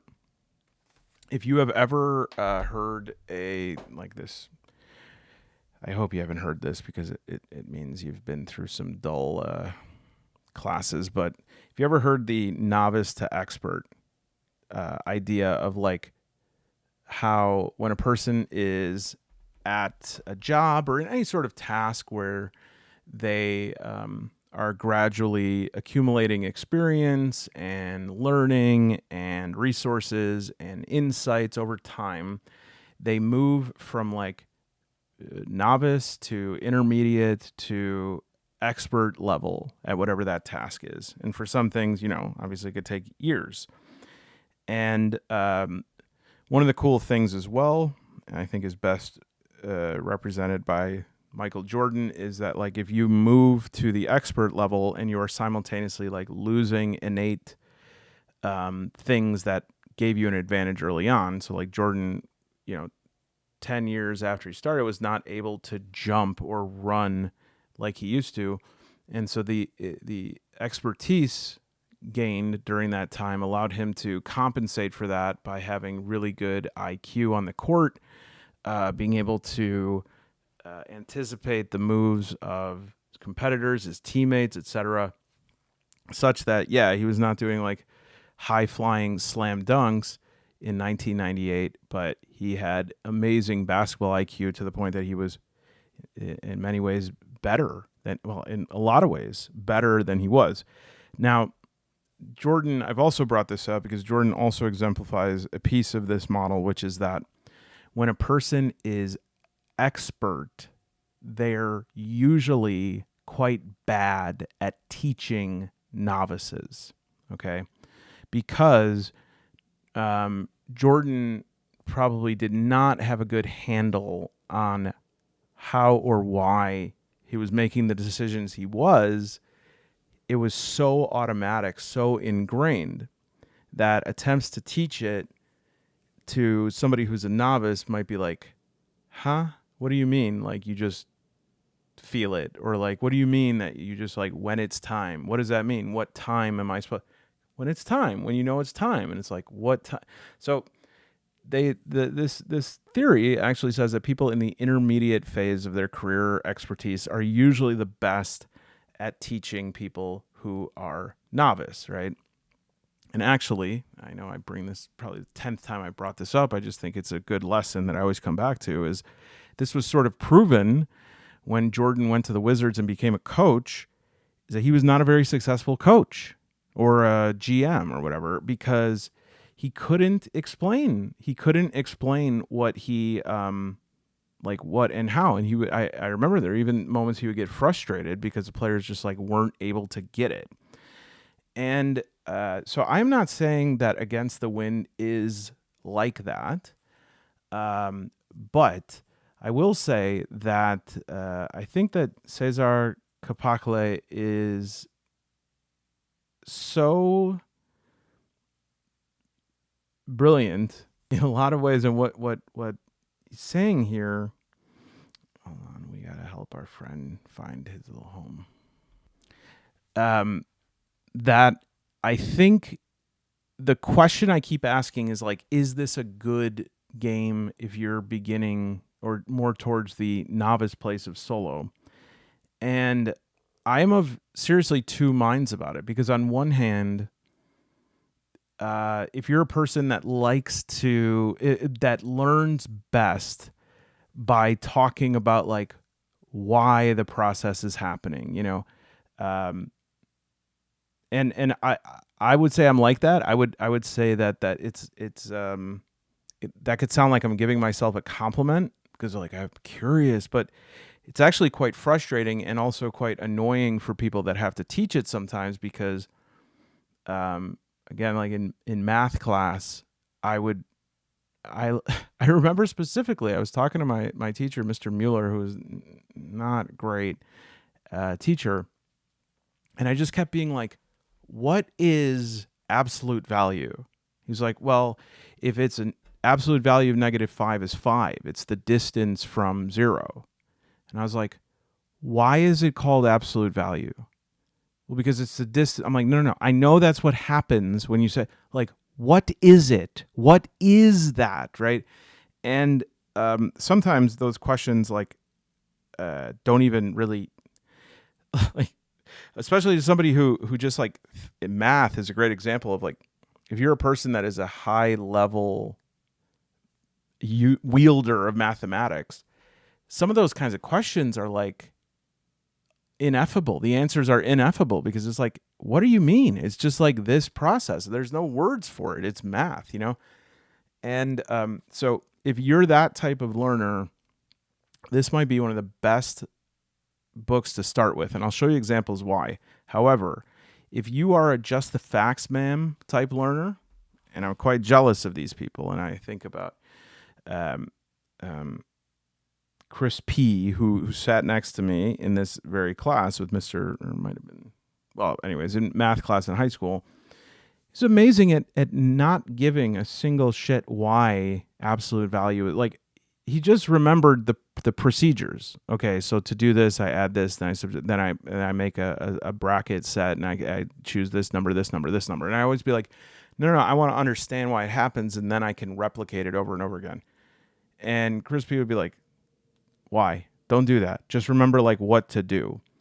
And that's why like that was one of my worst, like algebra 2 and trig were like my worst grades ever because I wasn't able to get there. And so if you're that person, this game is definitely good and it's for everyone. I'm just talking about if it's an entry point, this might be a little tough, okay? And I'm going to give an example of that. And I just like, all right. So, all right. So this right here, by the way, is an awesome oracle called the Game Machine.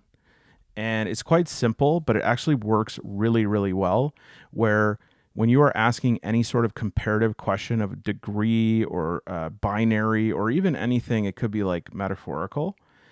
You just find like the thing here. So rupture and bond is a good example. You could say like, say that there's some room is filling up with water. Is the door going to rupture, or is it gonna stay?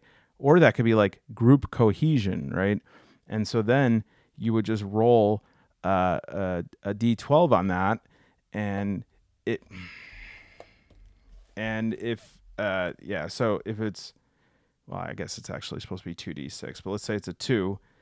If it's 2 to 5, it ruptures. If it's 9 to 12, it bonds. Okay. And so in the middle, we don't really have as good of an idea of what happens. It's more just like the intensity of it, right, is not significant enough that you would know whether it goes one way or another. All right. And this is called the Game Machine. And there's 3 different ways to do it. So you could use the intensity rule. 12 is hotter than 9, for example. They could be used literally or metaphorically.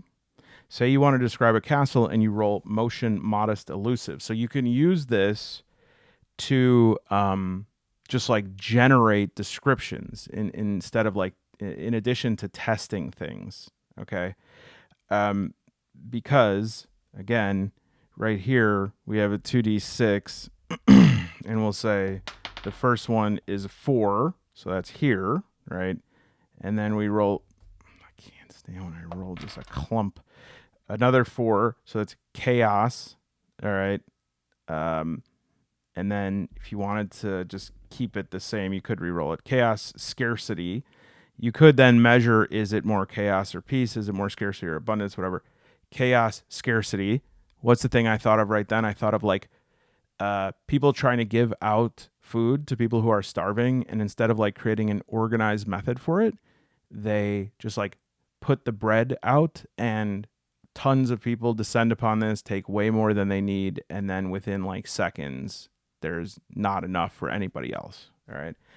So it's really cool. You could do that for descriptions, yes or no questions, open questions. It's actually like, in a way, blows a lot of my Oracle stuff that I've used, even just like very, very comprehensive Oracle stuff. I'm trying to think of the game that gets really some of these that have 100 of option oracles. A lot of the same things can be accomplished here just by using by having a savvy usage of this. But you have to definitely be open-minded about this.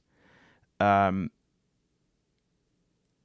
so provide some techniques here of, I think, an excellent explanation of one of the things that I feel very helpless to describe sometimes, because it is one of those things that's just like Jordan explaining, when to pick and roll or whatever. It says, you don't need to use the actual words in your answer. As long as they sparked your imagination, their job is done. Granted, this is more esoteric technique, so I'll provide some examples.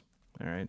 How does the mysterious sage answer to my warning? Light, still, grand. The sage reacts to my warning with calm stillness. His demeanor remains grand and unperturbed, with a light in his eyes suggesting wisdom and understanding. Okay, we can handle that, right? I'm going to describe this action thing because I think it's really cool. Where is it? Let me just find this.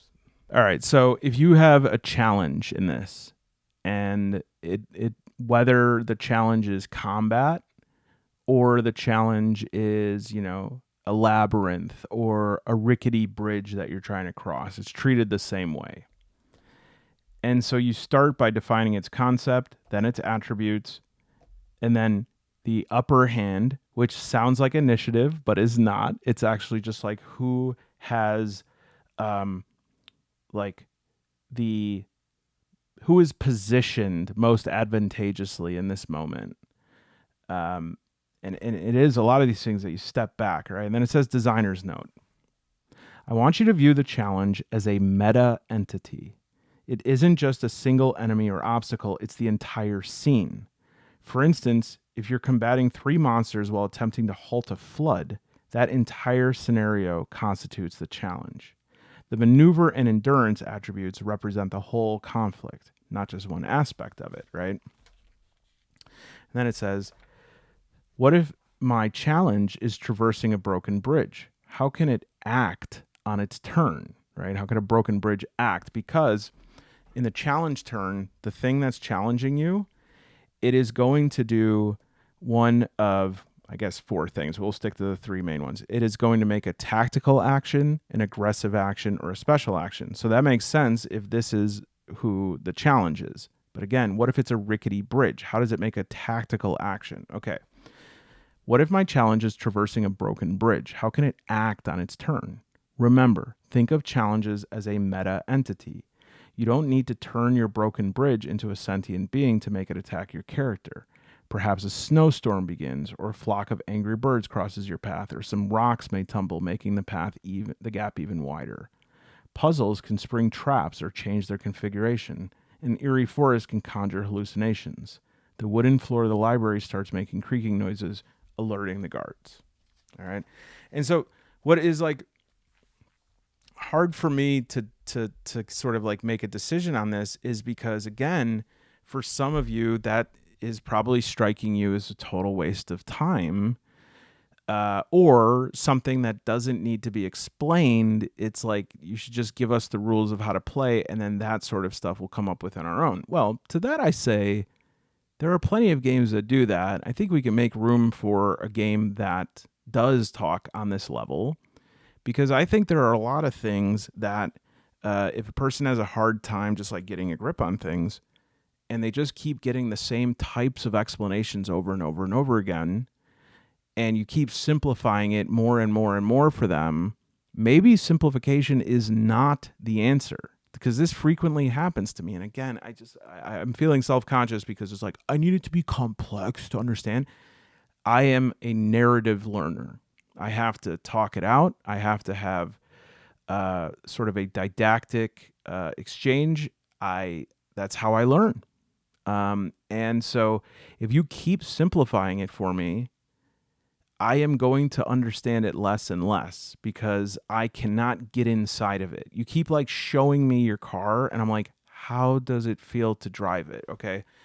And again, if you're a person that is very like schematic based, right? Visual, order of operations type thing, it's not going to appeal to you, or it'd be like, I'm just going to skip over that. But the entire system is fascinating because it actually gets to the heart of what is happening when you play. All right. So let's start just like, and I know we're pretty far along here. So I want to at least talk about like how the ebb and flow of this game goes. So when you start with the action here, it sounds a lot like Fallen RPG that we did yesterday. Whenever you perform an action with potential for interesting outcomes and you want to leave the result to chance, you roll a 2d6. All right. On a 10 or higher, it's a hit. All right. This sounds familiar, right? 2, I didn't hit. On a 9 or lower, you have 2 choices. It's a miss. Things don't go as expected. Describe how it gets worse, or I can make an effort. All right. And an effort is where the resources come in. And you got to kind of be careful, because I will say one of the things that's a little bit confusing and used in different ways is resources. I think it is best to think about resources as your character or combatant's capacity to resist or act, and it's measured in pips. So it kind of looks like stats. Man, the bugs are really getting into the basement. Start of summer bugs. Got that summertime bugness. So vigor, I have 3 pips. I can use those. This is how these modify. I can use these by erasing them and adding them to my roll until I get 10. Anything less than 10 is not going to be a success.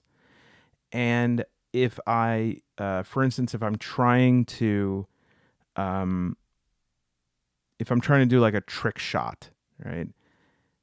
And I roll a 5, I can use all my talent pips to fill it in. But say I only have 4 talent, I can use another pip, but I have to say, like, how was that other thing involved? Ideally, sometimes it might just be like, I need enough to make it work. So you can miss, or you make an effort. Burn your resources in any combination to bring the result up to 10, achieving a hit. Describe how you managed to accomplish what you were trying to do. All right. Notice that rolling the dice is a choice. It's not about how risky, difficult, or unpredictable the action you are trying to perform is. It's about how invested you are in leaving the outcome to chance. This, again, for some people, they don't want this. And I tend to actually, that is one place that I think is better to start from a place of certainty and then allow the player to like get into the murk. But I do, again, understand this because this is absolutely true with solo play, is that if you have no interest in, I need to stand up for a second. If you have no interest in measuring something, don't. Right? Like, this is one of those things where just like allowing yourself to be in the driver's seat and be like, well, I don't want to feel guilty. About what? Just go ahead, right? And I think having things cased like this sometimes is really good at understanding the actual exchange of procedures that happens in your head. And so then you can also burn a resource. Well, I'm sorry, not also. You burn your resources in any combination, right? You burn your resources to make effort, and this represents dynamic use, expenditure, or loss of your character's ability. It could be used as either actively utilizing a resource, right? So if it's like gear, and I use up the pip, it's like, yeah, I used up the match to light this thing on fire. I don't have it anymore. Or it's depletion or sacrifice, right? So like I use resolve to hold up, this thing that was falling on my group of companions, and I was able to save them, but I am completely burnt now, right? The context of the situation and your narrative choices determine whether the resource is being creatively utilized or diminished, but the mechanical implications the same. You erase them. Then describes these, which are a little bit mashed potato-y. Vigor makes sense. Resolve, focusing on a task to exploit a weak spot. Essence, expressing your empathy to understand and pacify a beast. Draining some of your mystical energy due to the magical backlash, because remember, you're connected to this like arcane energy, or if you didn't watch my last video, find out for the first time that you are connected to this arcane energy. Talent is specialized knowledge. Gear, factor, capitalizing on a high ground advantage in combat or using gathered intel to negotiate. This is like smart play.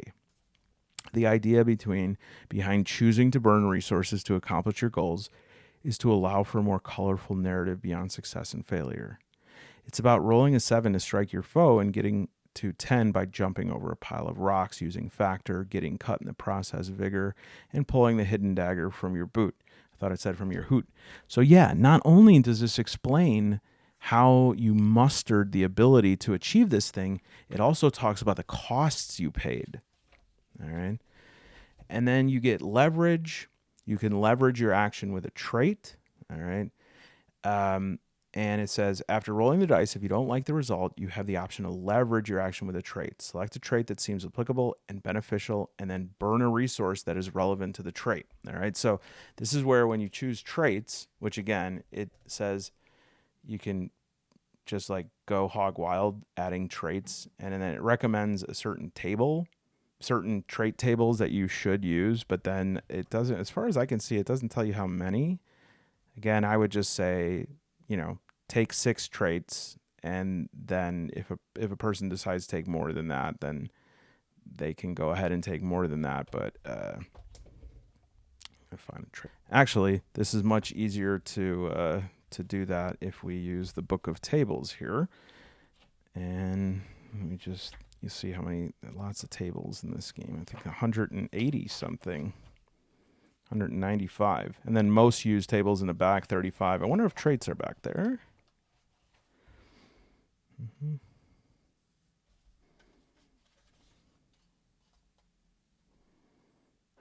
No.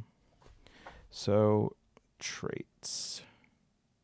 Ooh, is there not a alphabetical one? That's interesting. So some of these traits will look familiar, like your background, outlaw, herbalist, mage, right? Gift, shape-shifting, quirks, companions. These are all things that could be used to leverage, and I'll explain the difference with that. And then there's stuff like plant features. Your character has moss-covered limbs. Your eyes are mysteriously brooding. Well, that could be used to leverage in certain situations, right? If you're developing attraction or if you're trying to convey your emotion to somebody to feel bad for you, whatever it is. Your build, are you colossal and awe-inspiring or slender with elegant poise? Attire, trinkets, adornments, right? And you gain traits. You could do it through finding treasures, crafting experiences, and then you can lose them through usage, especially fleeting traits or using up equipment that's consumable, or your experiences kind of work it out of you, and that's very diegetic. Now, the thing I was going to say is when you use effort, you are, it's tough. You got to take away the pips and try to add up to 10 if you roll a 3 and you really need to pass. But what happens with leverage, because you have a trait tied to it, think about this as like a skill, you roll, right? Oh, I got a 10, but let's say that I had a 4 and 6.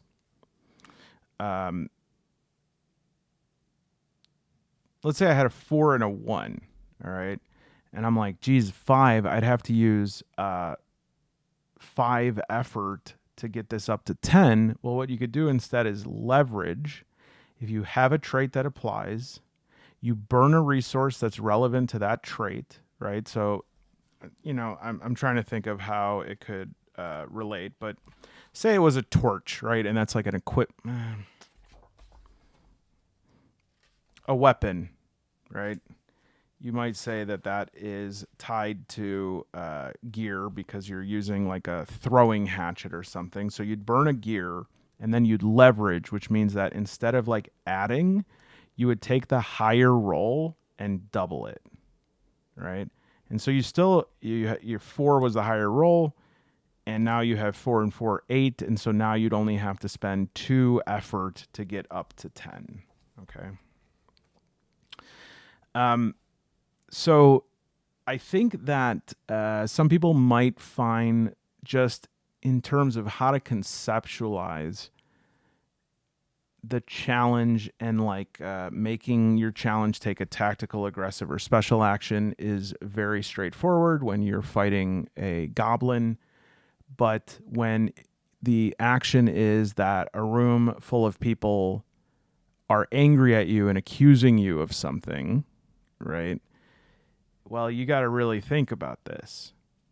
So a tactical action alters the circumstances, right? And so maybe if they take a tactical action, then maybe somebody comes in and claims to have damning evidence against you.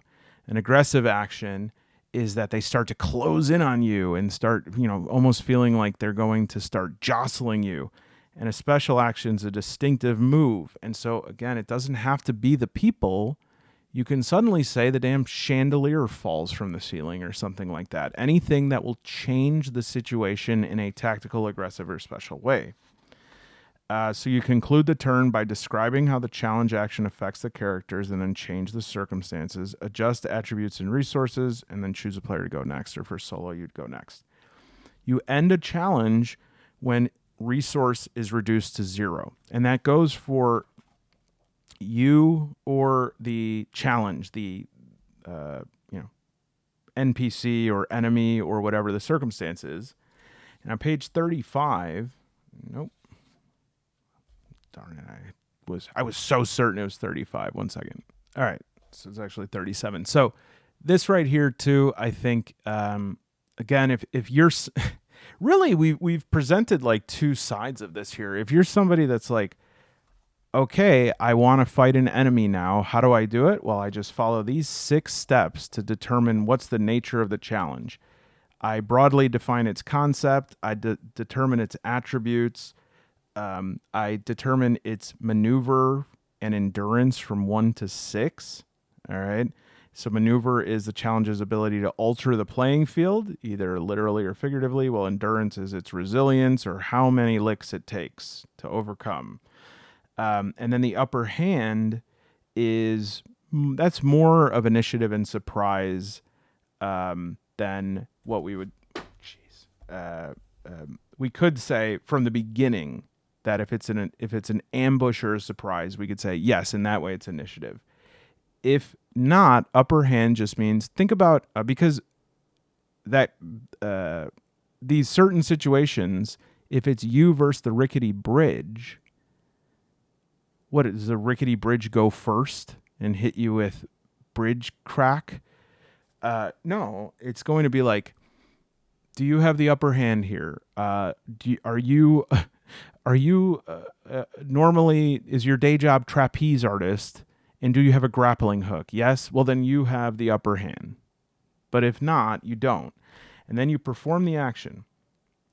If you're the starting player, declare your action and roll the dice. If you score a hit, deduct 1 endurance from the challenge. And if you roll doubles, 2 endurance. Something I don't know and was trying to figure out is if I leverage and then get doubles, I don't think that counts for doubles. I think it has to be a natural roll. And then if you score a hit without using resources, you keep the upper hand, make it, take it, narrate the outcome, and go back around again until endurance is gone. So this, to me, is a very intense type, intense doesn't seem like a fair word. It's a very focused type of solo training. I really do think that. I really think that this is like helping players to understand what is in the sausage. What does absolute value actually mean? Because the more that we can understand these things, and I've noticed this in myself, like just going back, I'm prepping right now to do a vid on Dragonbane once I get something in the mail that I really want to use with it. And I'm like, wow, I don't remember, like I keep encountering different rules where I go, oh yeah, oh, that's right. But like, it's so much easier for me because I understand what's in the sausage. Whereas before, I had to like memorize every rule or else I just forget it. And now I can easily induct. I could assume. I can be flexible. If I don't remember it, I could do something that is sort of comparable until, I find something when I have time to reference it, etc. All right. Last thing I'll say, just in terms of combat, is that these are, remember the tactical, aggressive, and special? These can be randomly rolled with 2d6, and it breaks it out here, and it's going to create a very narrative combat, but you still have to keep focused on the prize of like endurance and maneuver. Is the endurance getting burned because a hit? Is your endurance getting burned? But then we see this right here is that interactions on this side, and it has tactical, aggressive, special. Now, it's just not going to work exactly right. Okay, so if you're in an interaction with a sentient being, and they're trying to make you, feel bad about coming home late when they told you to be in by midnight because the living statues start walking up and down the street. Sorry, I just finished between 2 fires, and that was a really disturbing moment. It might be strange to roll tactical and then 11 or 10 here, but 11 is bait into revealing information. It's like, what? And so again, this is like great solo training because you have to sort of flex that a little bit and say, yes, I understand that this is not a perfect fit, but I can go, I can sort of leverage it if the person who is guilting me, they say, you know, if it was somewhere important that you were, I would understand. But once again, you're going out and partying, and maybe they know that you weren't partying, but they also know you're being secretive about where you were, and so they're trying to bait you into telling them where you were, right? And will that work or not, right? Like, will you take that bait by losing one, like one thing you're trying to keep private, giving that up in order to prove that something else wasn't happening?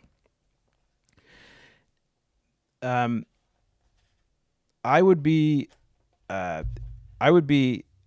happy to play this game. I don't think I would get. We would see if this is the thought here, but I think it's a game probably that if I play on camera, I might not proceed very far, because you know they say all prep is play and everything. I think there's going to be a lot of recursive like moments where I'm just generating things, because almost everything in this game is generated as it happens, right? You go into a room, you got to generate the room. You meet somebody there, you got to generate the NPC.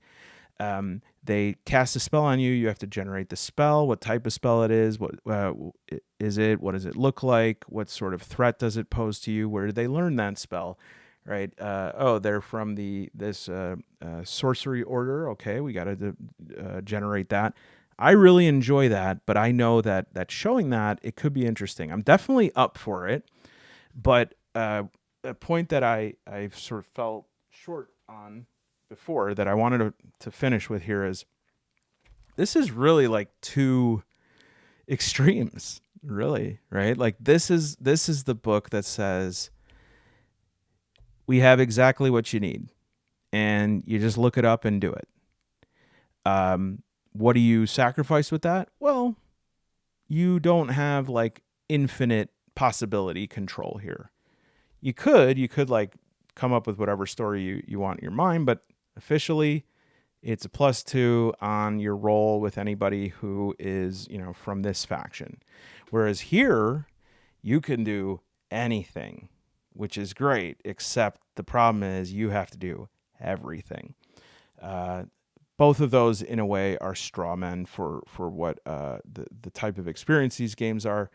But let me know if either of them interests you. Thank you again for however much of this you enjoyed. I really enjoy the Man Alone After Dark. I know that as far as the algorithm, probably not the best to have an unfocused 2-hour video on a variety of topics. But man, I don't care. It's a hell of a good time. I love this song. Boom, boom, boom, boom, boom, boom, boom, boom, boom, boom, boom, boom.